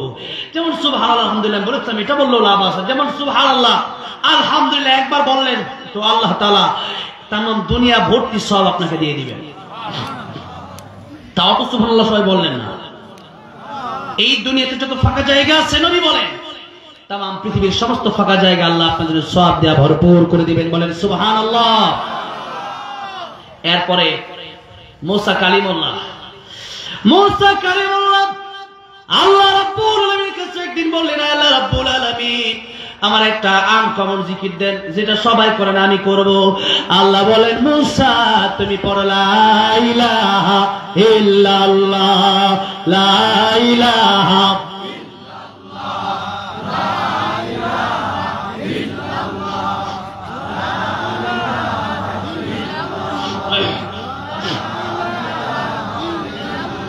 লা ইলাহা ইল্লাল্লাহ মুহাম্মাদুর রাসূলুল্লাহ সাল্লাল্লাহু আলাইহি ওয়াসাল্লাম। মুসা কালিমুল্লাহ জিজ্ঞেস করে, আল্লাহ রাব্বুল আলামিন এই জিকির তো সবাই করে, এই জিকির আমিও করব। আল্লাহ বললেন, মুসা তামাম পৃথিবীতে যা কিছু আছে লা ইলাহা ইল্লাল্লাহর চাইতে দামি আমি আল্লাহর কাছে আর কিছু নাই। এই জন্য যেখানেই যাবেন লা ইলাহা ইল্লাল্লাহর জিকির করবেন, রাজি আছেন না নাই? সুবহানাল্লাহ আলহামদুলিল্লাহ বলবেন, রাজি আছেন না নাই? জান্নাতে যাওয়ার পরে মানুষ আফসোস করবে আরেকটু সময় যদি বেশি ইবাদত করতে পারতাম আরো জান্নাতের মাকাম আরো প্রশস্ত হয়ে যেত। নবীজি বলেছেন, আমি যাব জান্নাতুল ফেরদাউসে, তোমরাও দোয়া করবা আল্লাহ আমাদেরকে আপনি জান্নাতুল ফেরদাউস দিন, বলেন আমিন। মা বাপ চলে গেছে কবরে, তাদের জন্য দোয়া করবো আল্লাহ আমাদের মা বাপকে আপনি জান্নাতুল ফেরদাউস দান করেন, জোরে বলেন আমিন। তাহলে জিকির শব্দের অর্থ আমি কয়টা বললাম মনে আছে? জোরে বলেন কয়টা? জোরে বলেন। এক নম্বর জিকিরের অর্থ হচ্ছে কোরআন শরীফ শিখবো তো ইনশাআল্লাহ, সহি শুদ্ধ করে শিখবো তো ইনশাআল্লাহ। দুই নম্বর কোরআন, দুই নম্বর জিকির শব্দের অর্থ হচ্ছে উপদেশ। দুই নম্বর জিকির শব্দের অর্থ কি? উপদেশ। তিন নম্বর জিকির শব্দের অর্থ হচ্ছে নামাজ। নামাজ পড়বেন তো? আপনি পড়লে কি আল্লাহ লাভ? আল্লাহ লাভ হবে। আপনি না পড়লে মানে আল্লাহর অনেক বড় ক্ষতি হয়ে যাবে। তাহলে আপনি পড়বেন আপনার লাভের জন্য। তাহলে তিন নম্বর জিকির শব্দের অর্থ কি? নামাজ। চার নম্বর জিকির শব্দের অর্থ হচ্ছে আল্লাহর আইন। আল্লাহর আইনের লম্বা ব্যাখ্যা। আপনি আল্লাহর আইন মানে কি বুঝেন? কোরআন শরীফে যা আছে তা মেনে নিতে হবে, ফরজ গুলো মানবেন, হারাম গুলো ছেড়ে দেবেন, নবীর জীবনী মেনে নেবেন, হয়ে যাবে আল্লাহর আইন। এখন এই ট্রেনে কথা বলতে গেলে 4-5 ঘন্টা দরকার। হ্যাঁ, ঘুমি ধরতেছে, বুঝতেছি খালি এইভাবে করতেছে। হ্যাঁ, 5 নম্বর অর্থ হচ্ছে সকাল সন্ধ্যা সব সময় যখনই চলবেন তখনই কি করবেন? কি করবেন? فَإِذَا قُضِيَتِ الصَّلَاةُ فَانتَشِرُوا فِي الْأَرْضِ وَابْتَغُوا مِنْ فَضْلِ اللَّهِ وَاذْكُرُوا اللَّهَ كَثِيرًا لَعَلَّكُمْ تُفْلِحُونَ। আল্লাহ বলেছেন আগে নামাজ পড়ো, এরপরে হালাল ইনকাম করো। হালাল ইনকাম যখন করতেছেন, গাড়িতে বসে আছেন, আপনি আপনার ডিউটি করতেছেন, যখন বসে আছেন বা যখন কোন খেতে কাজ করতেছেন, বাড়িতে কাজ করতেছেন, তখন আল্লাহর নামে জিকির করা যায় না? আল্লাহর নামে জিকির বেশি বেশি করবো, বলি ইনশাআল্লাহ। আল্লাহ কবুল করেন, বলেন আমিন। আল্লাহর আইন আল্লাহ আমাদেরকে মেনে নেওয়ার তৌফিক দান করেন, বলেন আমিন। কোরআন নিয়ে কবরে যাওয়ার তৌফিক দান করেন, বলেন আমিন। প্রতি রাতে সূরা মুলুক পড়বেন। কি পড়বেন? যারা সূরা মুলুক পড়বে কবরে তাদের আযাব হবে না। রাসূল সাল্লাল্লাহু আলাইহি ওয়াসাল্লাম বলেছেন, কিয়ামতের দিনে সূরা মুলুক তর্ক করবে, আল্লাহ তাকে জান্নাত না দিলে আমি কোরআনকে অস্বীকার করো। আল্লাহ বলবেন, কোরআন তোর সুপারিশ মঞ্জুর করে আমি আল্লাহ জান্নাত দিয়ে দিলাম। তাহলে সূরা মুলুক পড়বেন তো ইনশাআল্লাহ। সকাল সন্ধ্যা কি পড়বেন? আমাকে জাদু করা হয়েছিল। সকাল সন্ধ্যা 3 কুল পড়বেন। সূরা ইখলাস 3 বার, সূরা ফালাক 3 বার, সূরা নাস 3 বার, এই 9 বার। পরে ফজরের নামাজ পরে 3 বার পড়বেন, মাগরিব পরে 3 বার পড়বেন, পরে হাতে ফু দিবেন, ফু দিয়া শরীর বসে। এরপরে আয়াতুল কুরসি যারা পড়বে আর যারা কবরে যেতে দেরি হবে, জান্নাত পেতে দেরি হবে, আয়াতুল কুরসি পড়বেন 5 ওয়াক্ত নামাজের পরে। কি পড়বেন? মনে থাকবে তো এগুলো ইনশাআল্লাহ। আর না পড়লে এই যে মুসলিম টিভি ক্যামেরাম্যান আসছে, মুসলিম টিভিতে এগুলো আলোচনা সারা হবে, এগুলো কাল পরশু পেয়ে যাবেন। মুসলিম টিভি এগুলো সার্চ দিয়ে পাবেন, অন্য সার্চ দিলে পাবেন, ওই ওয়াজগুলোই পাবে। মনে না থাকলে আবার শুনে নেবেন ইনশাআল্লাহ। ইউটিউবে শুনলে এরকম তাসির হয় না, যার কারণে তাফসীর মাহফিলগুলো করতে হয় সরাসরি, এগুলো শুনলে তাসির বেশি হয়। এই জন্য আল্লাহ রাব্বুল আলামিন যেন আমাদেরকে কোরআন নিয়ে কবরে যাওয়ার তৌফিক দান করেন, বলেন আমিন। জোরে বলেন আমিন। মাহফিলটা প্রায় 12টা বেজে গেল। আমি চাইছিলাম যে 11:30 পর্যন্ত শেষ করে দিই, কিন্তু কিছু কথা না বললেই নয়। তারপরে এখন আমি শেষ করে দিচ্ছি। তার আগে আমাকে অনেকগুলো স্তরের সঙ্গীত, বড় একটা পৃষ্ঠে দেওয়া হয়েছে। তো এতগুলো গজল তার গাওয়া সম্ভব না, একদিনে যতটুকু পারি আমি গাইবো ইনশাআল্লাহ। তবে কথা হচ্ছে যে মাহফিলটা যেহেতু করেছে আজকের